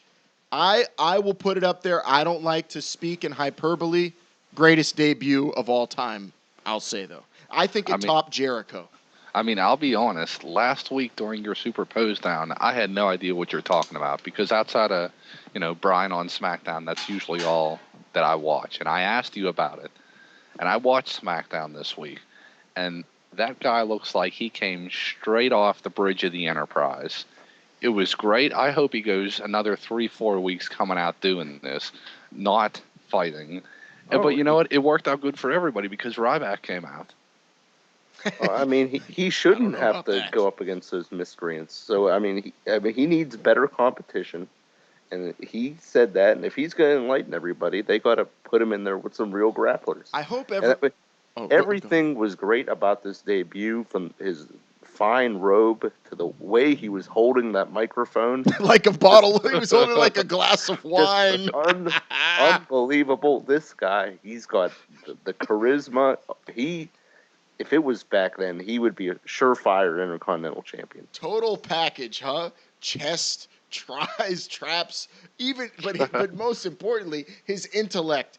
How would anybody benefit by seeing Derek Bateman wrestle anybody, let alone the most enlightened individual I think we've seen in the WWE since Lanny Poffo, the genius? I mean, it's true. Even, a great painter cannot produce the Mona Lisa whenever you're working with finger paint. You need the right tools. And you're right. I hope they keep it up until they put someone in front of him that will benefit the masses. Damian Sandow should just stand on the apron holding the microphone like a fine glass of wine. I still have a way to go to catch up to this man. I'm looking forward to him saving me and helping me reach a level of enlightenment that I've been waiting so dearly for. What I really like about it is he has his pulse on people power, and that he's given the people what they want. The people don't want to see miscreants. They want to see finely tuned athletic machines. I'd like to see you holding that microphone right now. Oh, that's exactly how I'm holding it. You might say that Damian Sandow is the poster boy for people power.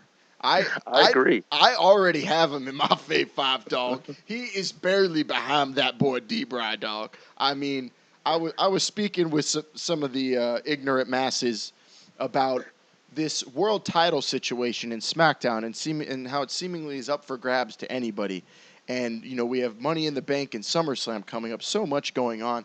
And they're saying, who else besides these four men that are in this four-way next Sunday could be, win a Money in the Bank and potentially win that title? And I immediately said Damian Sandow without ever seeing the man wrestle. You can just tell. Nobody commands an audience like that anymore. And my jaw was on the floor. I was so impressed and just privileged. I felt like I was a better person after that debut. I don't know about you two. It's probably the first thing all three of us agree on. Oh, yeah, for sure. It was an impressive debut without even a match. I mean, they better put this guy over. I mean, he's probably already one of the best talents they've had come along in quite some time. And it would be a shame if they just leave him on the mid-card. And, if you read that Fat Tub of Goo JR's barbecue sauce blog, he is even hyping up Damian Sandow as one hell of a talent, and we're just getting started, guys, and I'm so excited for this man. But we alluded to this a little bit. Of course, we'll talk so much more Sandow on Twitter at the Brainbusters. He has a personal scribe, by the way, guys, on his Twitter. He doesn't write his own tweets. He doesn't dictated it. He dictates them, and he has a scribe write for him, even though I don't really think he approves of Twitter. He might even find this podcast a little beneath him. If he does, we might have to suspend operations, but luckily nothing has come to fruition there. But we will pretty much do whatever the man says, because he's a savior. He's my new idol, I'll say that. But before we, or while we were talking about Sandow, I alluded to the World Heavyweight title situation. Fantastic tag match, as Triple J would say. I thought maybe the best thrown together tag match we've seen in a long time. Y2J Del Rio against Sheamus and Randy Orton. And, a match like that, usually they throw it together. And you're like, oh, when's this over? What's the angle here? But the match itself really impressed me. I thought it was entertaining. Lots going on. Jericho pinning the champion, bragging. RKO afterwards on Sheamus, the bro kick to Orton, all over the place. And, of course, you had Rodriguez on the side, and he could do anything. That was really entertaining, and that is what SmackDown's all about. That's why it's slowly becoming the A show again to me, guys. But let's get into the four-way that was created by Big Johnny afterwards. Alberto Del Rio, did he get screwed? Did Sheamus obviously got screwed? Now he has to face three men instead of one. Oh, yeah, he doesn't even have to get pinned, and he could still lose the title. What are your thoughts on this booking, guys? It's very interesting, crazy, because the singles match was advertised in only barely 2 weeks away from the pay-per-view. They changed the main event. Well, I mean, Sheamus got screwed, but Del Rio got it royally. I mean, he won. He earned the opportunity to go one-on-one with the World Heavyweight Champion, and now there's 2 other guys in the match. Del Rio, along with Sheamus, doesn't even have to. Del Rio doesn't have to lose. He doesn't even have to lose the match, and he's going to lose. Plus, the odds are drastically down. What if this is Berto's last title shot? Maybe he has to start at the bottom and work through the Yoshitatsus, through the Dude Busters if they're still there, just to get back in that main event picture. I mean, this is just, I don't know, kind of bizarre booking. And they must not have any ideas. I mean, I guess I'm okay with it. Anybody but Sheamus, but it'll be interesting to see. 2 guys are going to emerge from this to have a long feud, I would think. Yeah, but don't you think Sheamus and Del Rio was good enough by itself? I don't. I mean, there wasn't that. I don't think there was a ton of build up for it. No, there wasn't. But I mean, I could see that. I can see it being a good match. I mean, I don't think they needed to go with this 4-way. Well, that's what I'm saying. But you know what, guys? They must have some other plans for it. I'm saying this is just people power at work. John Laurinaitis said, "Hey."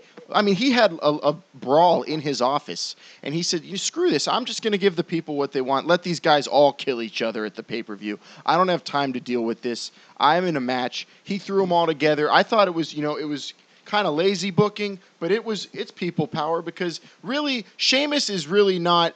He's not the champion, really. I mean, guys, he hasn't definitively won the title. He screwed Daniel Bryan at WrestleMania, who's the real champion. We all know that. I initially thought that the match should have been a 3-way, and Daniel Bryan should have got 2 title matches at Over the Limit. But that's a whole other show. So Laurinaitis threw these 4 together because all 4 of them are main eventers. I mean, Orton did away with Kane in high-profile matches. Jericho, he had to face CM Punk in his hometown in a street fight. So I think Laurinaitis owed him one there. Also, Jericho he also wants some revenge on Sheamus for winning the Royal Rumble and, beating him. And then Del Rio, I mean, he's been out for a year, so I never really thought he deserved a title shot right away. If anybody deserves a title shot, one more match after being out that long, I would say it's Christian, not Del Rio. That's another story. But Del Rio earned that on that SmackDown. Yeah, but I think that was kind of, thrown together. And Laurinaitis was just given title shots out to whoever would be on Team Johnny then. So, I think the Fatal 4-Way is what's right. And it's probably what I would have done, because it's going to lead to, some singles feuds for going into the summer, and I think it was smart booking by Johnny, just giving the people what they want.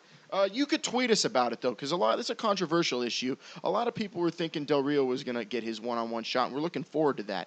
So tweet us at the Brainbusters. Do you think this was a violation of people power? Is Big Johnny getting out of his element because he's now involved in a match at Over the Limit? Let us know, or email us, thebrainbusters.radio@gmail.com.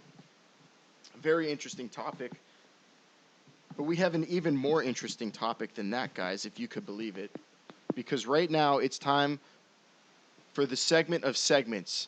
The segment where 2 men enter and 1 man walks out, a superior intellect.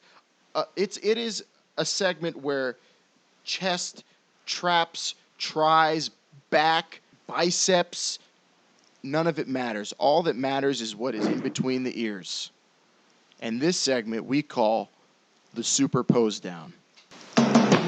This is the moment the world has been waiting for. But right now, let's get to my favorite event, the Pose Down.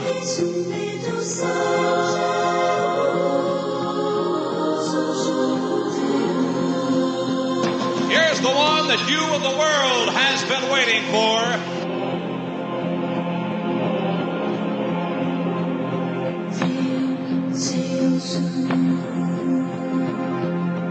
Get ready for the Super Pose Down.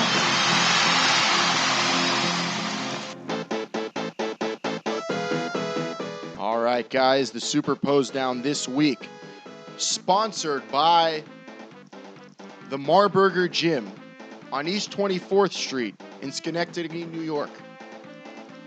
Go to the Marburger Gym, lift weights, more dates. This week's Super Pose Down pits Vinman against Triple J Jumpin' Jacob J. And the topic of discussion will be, since you two will be at a live Monday Night Raw, let the audience know, in each of your personal opinions, what makes a quality audience member at a live show in professional wrestling? Okay, well, a good crowd member, it's got to be somebody who's into it, somebody who's going to cheer for the guys they like, booze the guys they don't like, but most of all has to be respectful. Whenever somebody is in the ring talking, they're not whatting or yesing or wooing or whatever the hell they're doing. They're being respectful. They're letting their man talk so everybody could hear what they have to say. And at the end, they could cheer, they could boo, they could do whatever they want. But as long as there's good energy there, it'll be good. All right, that's just completely wrong. Just way off. The perfect fan. You're not there just to sit and watch. You're there to be part of the show. Crowd reaction is everything. I said crowd reaction. So I'll tell you what I'm going to be doing, and I'll tell you what everybody else should be doing. Rule number 1, you stand up the whole time so the person behind you can't see, and then you have to stand up. Rule number 2, even during commercials, you hold your sign in the air. Rule number 3, you're constantly yelling when somebody's trying to talk. They're in the ring trying to get off a point. You're whatting, you're yesing, you're doing everything you can to try to get that cameraman to come over and look at you. That's what you're doing. Now, I could see that maybe if you were at some bingo hall or something like that, but not at a big-time WWE production. Oh, heated contest. Keep it up, guys. I mean, you got to keep... Oh. Here's another thing. Rule number 4. Whenever somebody's coming to the ring, it doesn't matter who they are. Man, woman, announcer, hand, it doesn't matter. You're always trying to slap hands with them. Oh, You're always trying dangerous. Always trying to get their attention. Yes! Mark Henry, world's strongest man, walking past you, your hands, first of all, it's going to get all wet.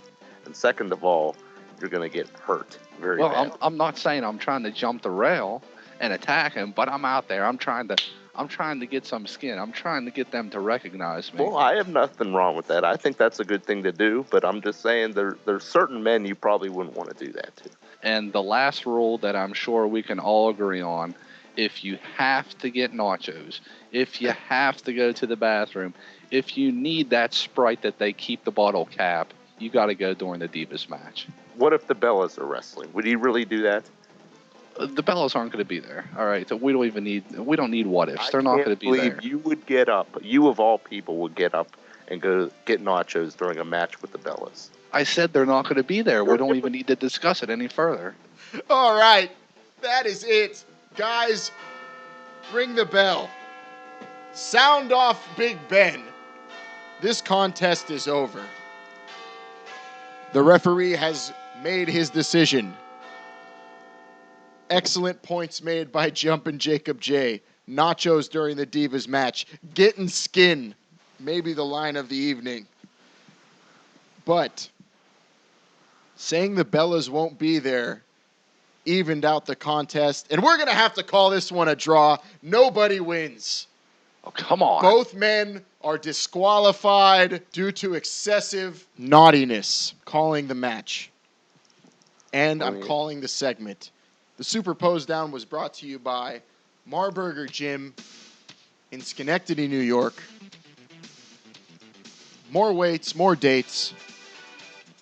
Thanks, guys, for that pose down. Maybe the most heated one. I wanted to, as a member of the audience to that pose down, I wanted to cheer. I wanted to be respectful. So I did both. Thank you. Great points made by two of the smartest talkers in professional wrestling today. We're going to roll out of here, go into our final break, and when we get back on Error FM Talk, Long Island Iced Tea, me, Vinman, and Triple J. We'll go into this week's headlines, and of course, falls will count anywhere before we head out. We'll be right back with the final segment. You're listening to Brainbuster Radio.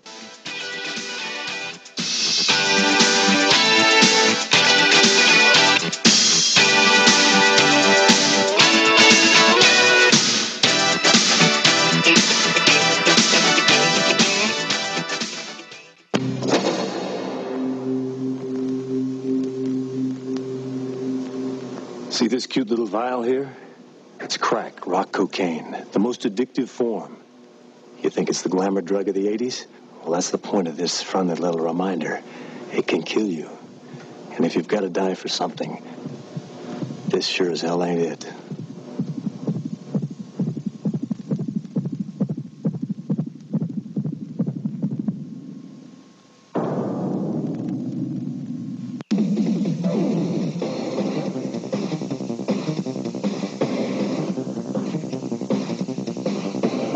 It's Todd Pettengill here for Coliseum Home Video and the World Wrestling Federation. I have for you the next installment of Strategy Tips. I love this.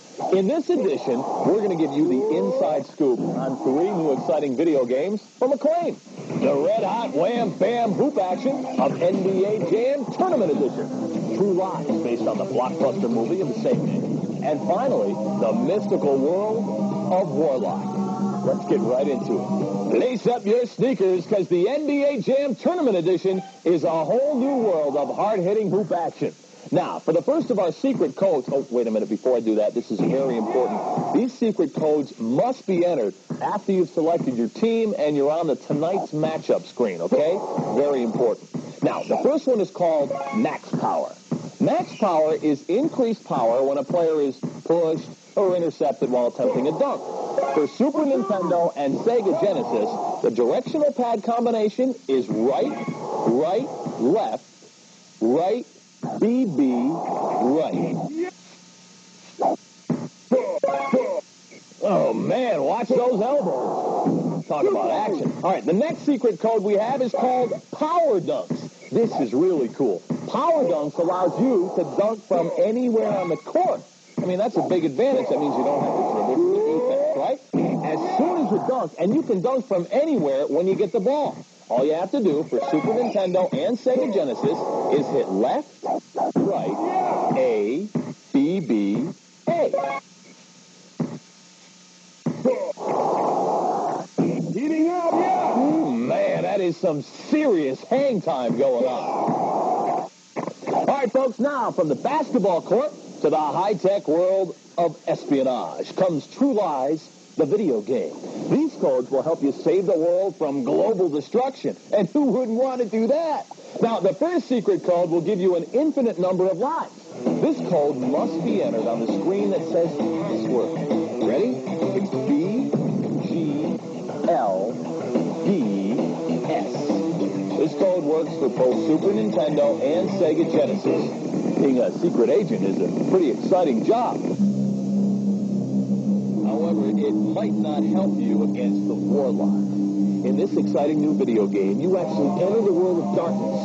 You'll do battle against ghastly ghouls and other creatures. Now, here's a very important tip to help you on your journey. Take a flying leap into the wall, and you will enter a hidden multi-level power-up area. Man, I hope these secret codes and strategies help you defeat your opponent. Because whether it's on the court, in the field, or in the world of darkness, you're sure to have the upper hand. For Coliseum Video and the World Wrestling Federation, this is Todd Pettengill. I will see you next time with the next installment of Strategy Tips.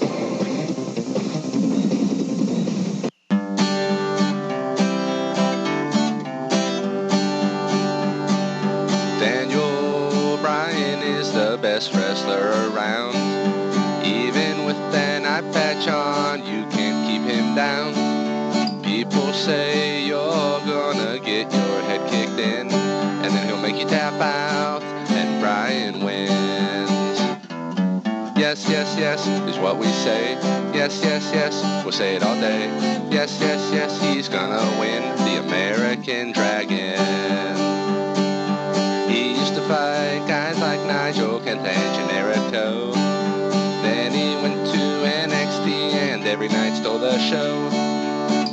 was trained by a bum that was on MTV. Brian's better than that guy will ever be. Yes, yes, yes, is what we say. Yes, yes, yes, we'll say it all day. Yes, yes, yes, stand up and shout. Make Michael Cole tap out.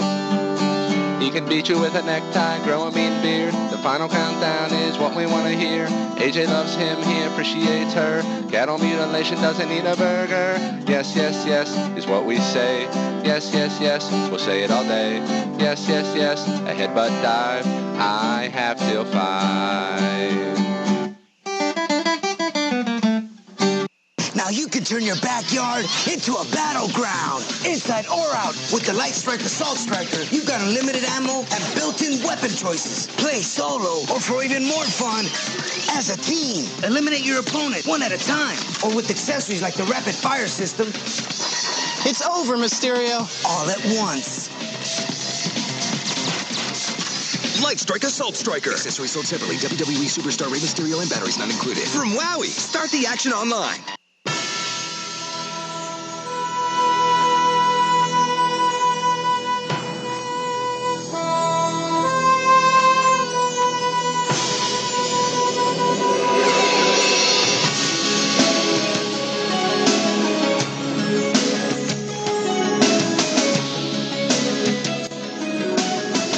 Quit fooling around with training bras. Turn it up. This is Brainbuster Radio.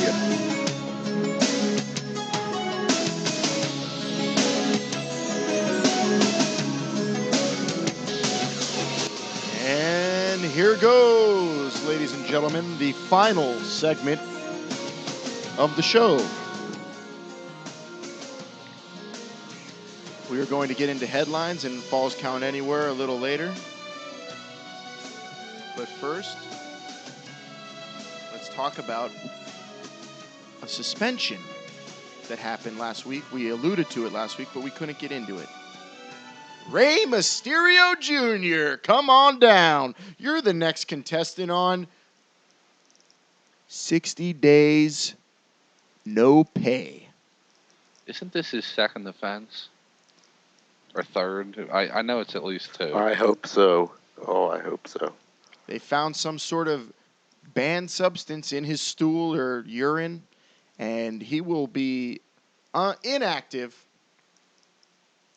for a 60-day period. Already injured, Mysterio.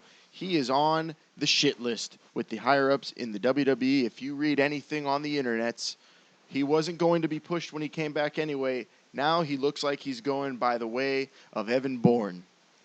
I'm glad, I've had enough of this guy. I never even wanted him in the WWE. He was fine in WCW. Not even he is no Juventud Guerrera. Let's just say that. Amen to that. Or Psychosis or Super Crazy. So many other Lucha Libre wrestlers who are more talented, more charismatic, didn't get a chance. I don't know if this guy's a great politician. He was obviously close friends with Eddie Guerrero. That's the only reason he won the title. I don't know how he can respect himself knowing that he won the title because his friend died. Well, the only reason he was in there is because little Mexican kids love this guy. They made a ton of money off of him, selling shirts, selling masks. But his time is up. Our time is now. It's all kids. Yeah, all kids. If they would have pushed Super Crazy like they did him, all kids would have loved him too. And he was better and more fun to watch. Oh, he was definitely the worst of the Lucha Libres. Rey Mysterio Jr., I'm hoping this is the last we see of you. If you watch his Cribs-like videos on YouTube, he's a pompous ass. He's got all of his cars blacked out, and he's just a douchebag. I'm glad he's gone for 60 days, hopefully longer. It's been a pleasure not having him in the WWE. I'm glad he got suspended to give us a chance to bash him on our show. I mean, I'm sick of him, but unless he did something to reinvent himself, which honestly I don't know what it would be unless he went heel or did something. He's worn it's out. The same. He's not athletic anymore. It's the same stuff. Yeah, it's same shit, different day. He's trying to be John Cena, and he is not John Cena. At least John Cena has the look.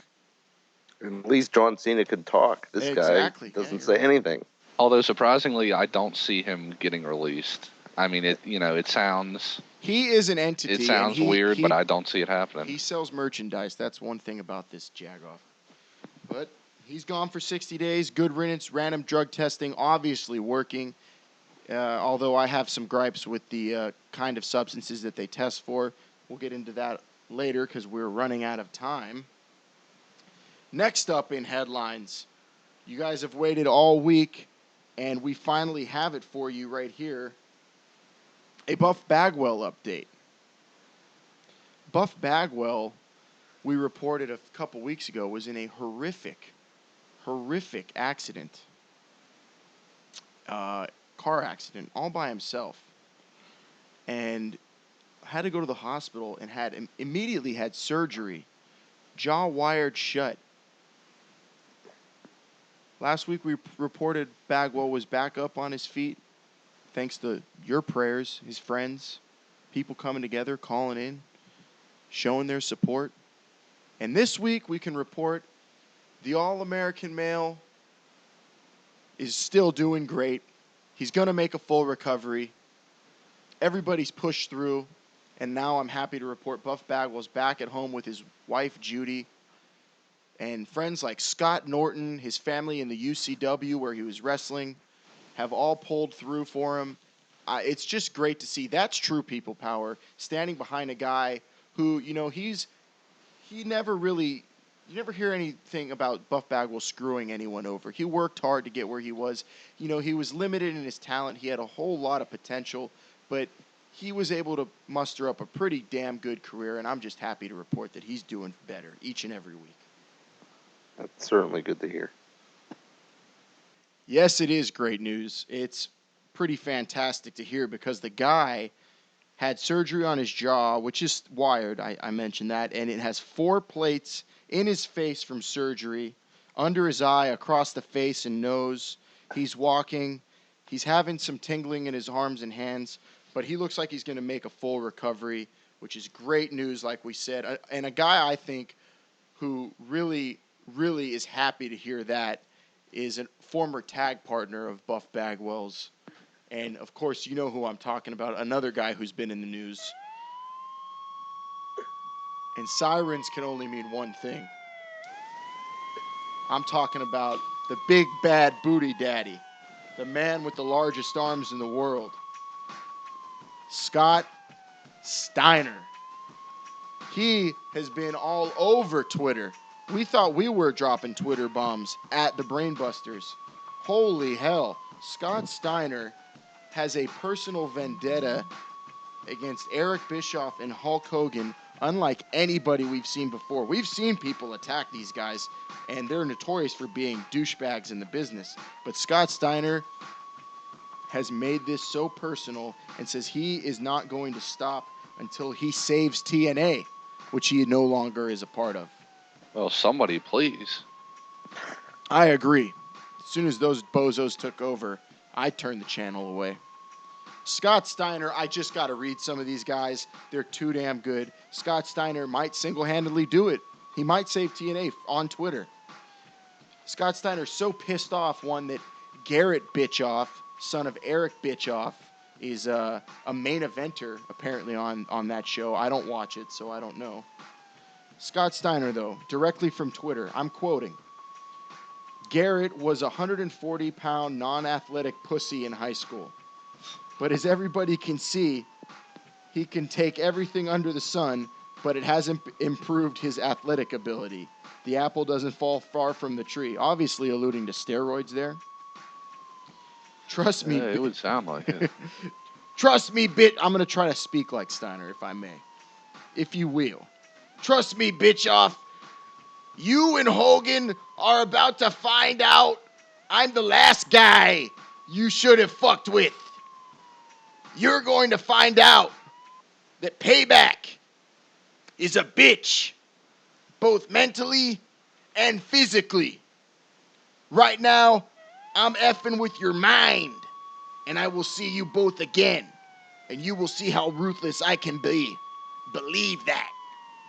Ooh, it hurts to speak like Steiner. But that's just about how he would do it. Yeah. But wasn't he still part of that Ring Ka King thing? Yes, he was in Ring Ka King, and then he left, and Bitchoff went on to say that Steiner's in a midlife crisis. He brushed it off. Steiner is no longer in possession of any athletic ability. He's losing his mind. He wants to be on top, and he doesn't want to help young guys. Steiner then claims the exact opposite, and he's always been very vocal about how he hates guys who hang around too long. So I tend to agree with Steiner here, also knowing Bitchoff's history of being a liar and a weasel. So Bitchoff calls out Steiner saying he uses drugs, abuses them. And then Steiner replied with this most recently, which is some of the best shit I've read. Haven't had the chance to post 609 Bitchoff's testimony yet, but since I've been getting a lot of tweets back wanting to know about it, again, 609 is the last sequence in his docket number 1:19CR609, and he testifies under oath that he and his wife go to the Gold Club and pick up a stripper and take her to the hotel. And he watches his wife have lesbian sex with the stripper. And then he joins them. But the best part is reading his testimony. And you can see what a weasel this asshole really is. More from Steiner, talking about Bischoff's testimony in an apparent stripper scam club, Gold Club in Atlanta thing that he testified about. I guess he frequented it there. This is what else he said. Also, in reading his testimony, you find out the only way he gets caught is he gave a stripper a bullshit tip, and she gets pissed and goes back to the Gold Club and tells her boss what he tipped her. He then goes into the register and gives her a bigger tip. Busted. If we didn't just gave him a good tip, the boss wouldn't have gone into the register, and VIP, and FBI was watching transactions. That's from Scott Steiner. And finally, I bet you 609 Bitchoff, who always bragging about how much money he has, wishes he would have gave her a better tip. That must drive you nuts at night, knowing if you weren't such a cheap ass, you could have had avoided all embarrassment. Hey, Eric, when you explain lesbian sex to 609 Garrett and your daughter, can you have Fad videotape it? I think this is just what Fad participation Hogue was talking about. This is no reason why I left. I was going to watch low-life, low-class piece of shit like you run TNA in the ground like you did. Trust me, I'm just getting started. Fuck you, 609. Save TNA. And that's it from Scott Steiner. Scathing tweets about Eric Bitchoff. This is probably better than any storyline going on in TNA. Oh, easily. This might be the best storyline going out in just professional wrestling, period. Well, it sounds like it's definitely more of a personal attack rather than a TNA attack, which is okay. What surprises me is how much Scott Steiner loves TNA, and I, as a man who has always, just gone out of my way to say just how good Scott Steiner is on the mic, in the ring, a talent unlike any other. I am very proud to see this man stand up for what he believes in. And I mean, TNA I believe is a lost cause, but it's just impressive to see the passion Scott Steiner still has for the business and even TNA. Oh yeah, it's about, he's taking care of the business. He's looking at the future. Couple more headlines before we get into Falls Count Anywhere. Wrapping up here on @the_Brainbusters. Follow us on Twitter. Error FM Talk, iTunes. We're all over that shit. You don't have to buy us on iTunes. You download it free. It's free on the iTunes. Couple more headlines, though. Rumors were swirling all around the web and the world asking, what's the deal with Goldust in WWE? The I'm Golden always One. asking myself that. We haven't heard a lot from him. We know he was injured. Then he became a backstage hand helping out divas and an agent. Young guys. No, he was a hand. He also got coffee, if you will. And now we hear that Goldust, after a couple weeks of speculation, has officially been future endeavored by the WWE and is no longer with the company. Why was the son of a plumber future endeavored? The brother of the Intercontinental Champion, a man we all thought might even have a match at WrestleMania? Well, according to reports, if you watched SmackDown 2 weeks ago, there was a very impressive tag team contest with one of the great young and up-and-coming tag teams, Darren Young and the Real Deal Titus O'Neil, facing off against Yoshitatsu and Ezekiel Jackson. In that match, Mr. No Days Off, Darren Young, and the Real Deal Titus O'Neil performed a spectacular, oh my goodness moment move on Yoshitatsu. A double team powerbomb where Darren Young came off the top rope, clotheslining Tatsu into the powerbomb given by Titus O'Neil. And Tatsu fell kind of violently on his head. It was one of the more vicious bumps we've seen in a long time. Indeed. And apparently that move was directed by Goldust himself. He told the guys to perform that. They went out, they did it. It was performed. I mean, I thought it was great to see, but apparently you're not supposed to put guys in danger when you're beating the shit out of them. It's professional wrestling. It's still real to me, damn it. Now this is only a rumor, correct? It's a rumor, but it's all but confirmed. And I saw a clip of it, and it looked just like poor execution to me. Yeah, I would fault the performers in the ring. I don't see, but maybe he was already treading on thin ice. Look at me, I was talking like Scott Steiner, now I'm stuttering for real.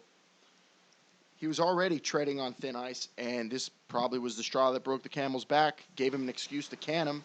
Goldust is out, and anytime you see one of the greatest Intercontinental Champions of all time out on his ass, jobless, it's kind of tough to see. I'm a huge Goldust fan. I know you're a Goldust honk, Vince.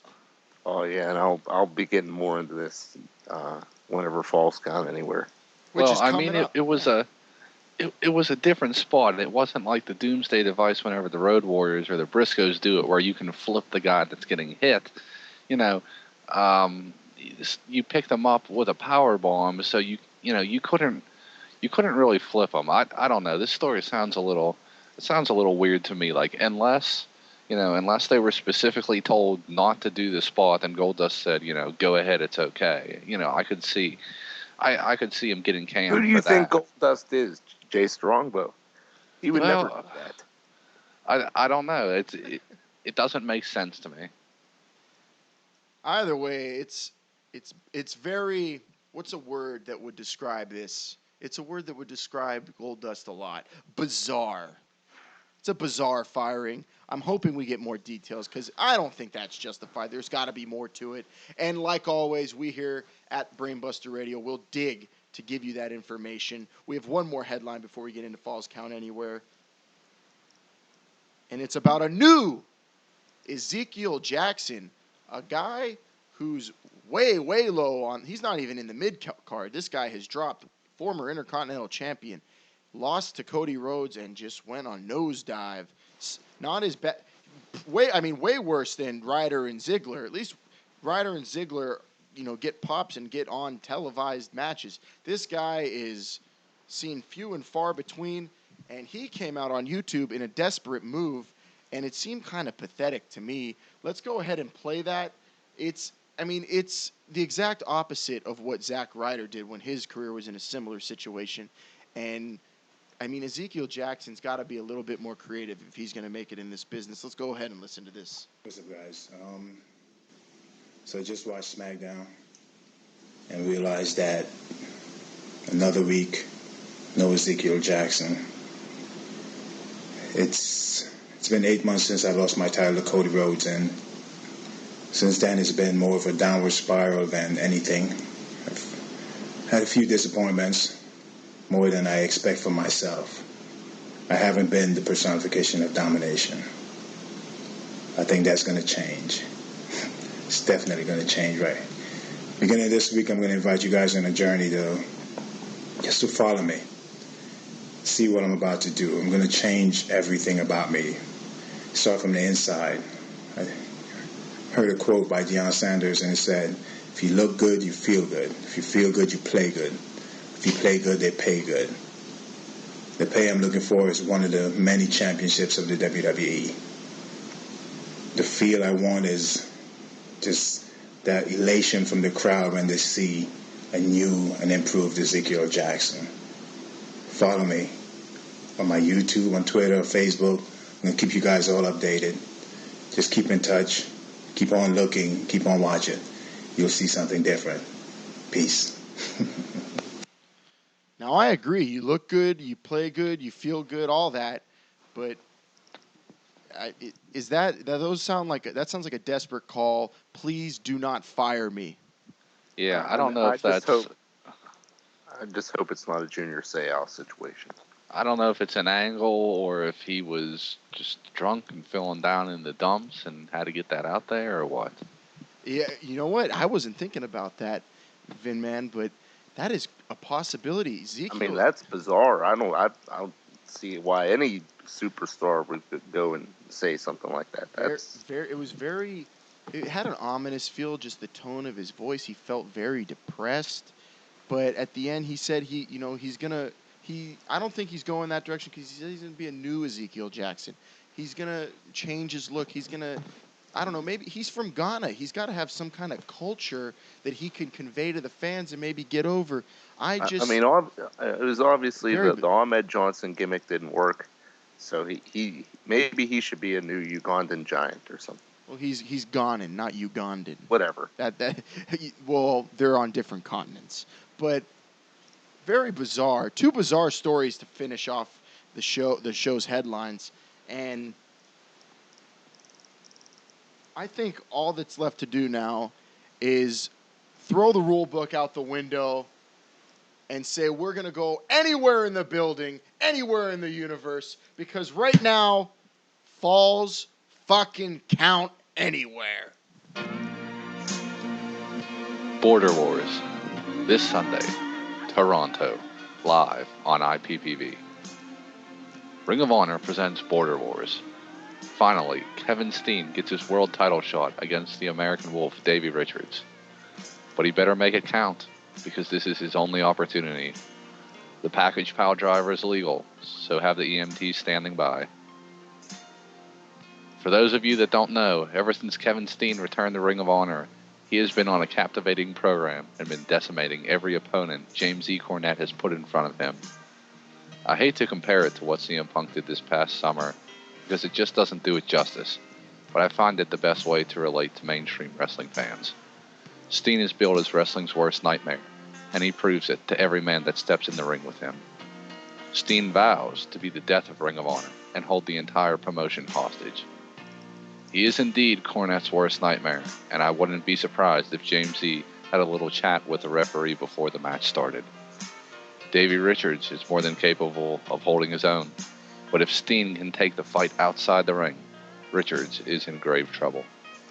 The action will be fast, the crowd will be hot, and anything can happen. In addition, Lance T. Storm, the Belfast Bruiser Fit Finlay, and the Man Beast Rhino will be in the Ted Reeve Arena. Border Wars. Contact your local website now. Long Island Iced Tea has a poem for us all.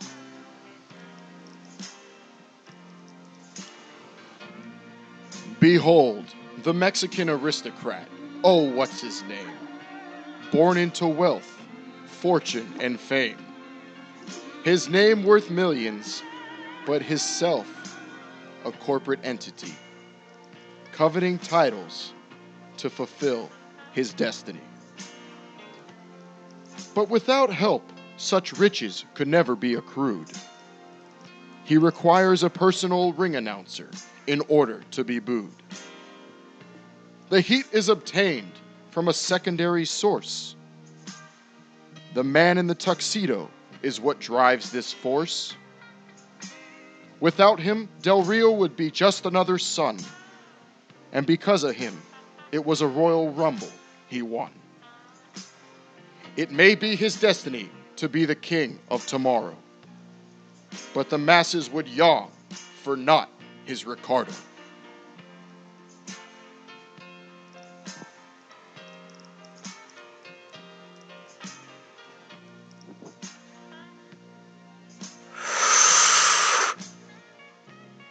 Gold dust. The bizarre one. The natural. Black Rain. Whatever you want to call him, Dustin Rhodes was one of the greatest talents this sport has ever seen. This son of a plumber from Austin, Texas, could play any role and really work a crowd. And on top of all that, he could actually wrestle. It didn't matter if he was brawling in the back of an 18-wheeler in WCW, filming movies in the WWF, or simply looking for a job in TNA, the man could put on a show. It is a true shame that this man was released from WWE this past week.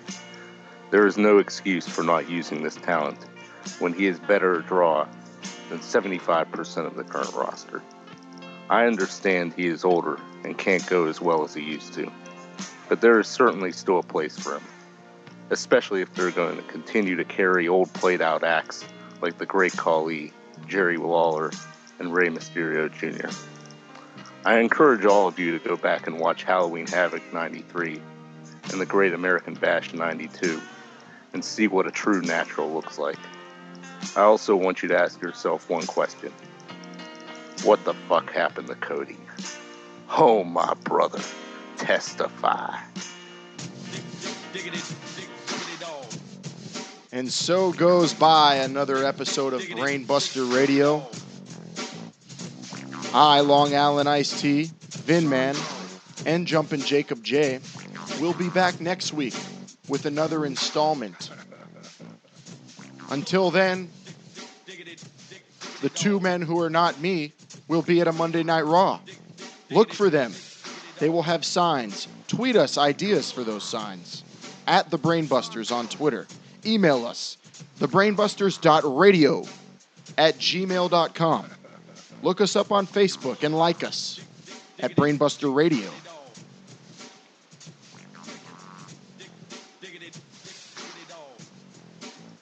We no longer have anything else to say. If we said anything else, it would be of no benefit to you. We've done all we can this week. We will return next week and do our best. So until next time, you're welcome.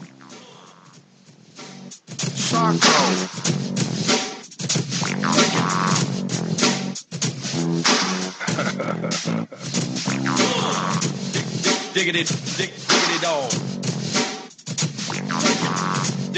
Diggity dog. Sarko.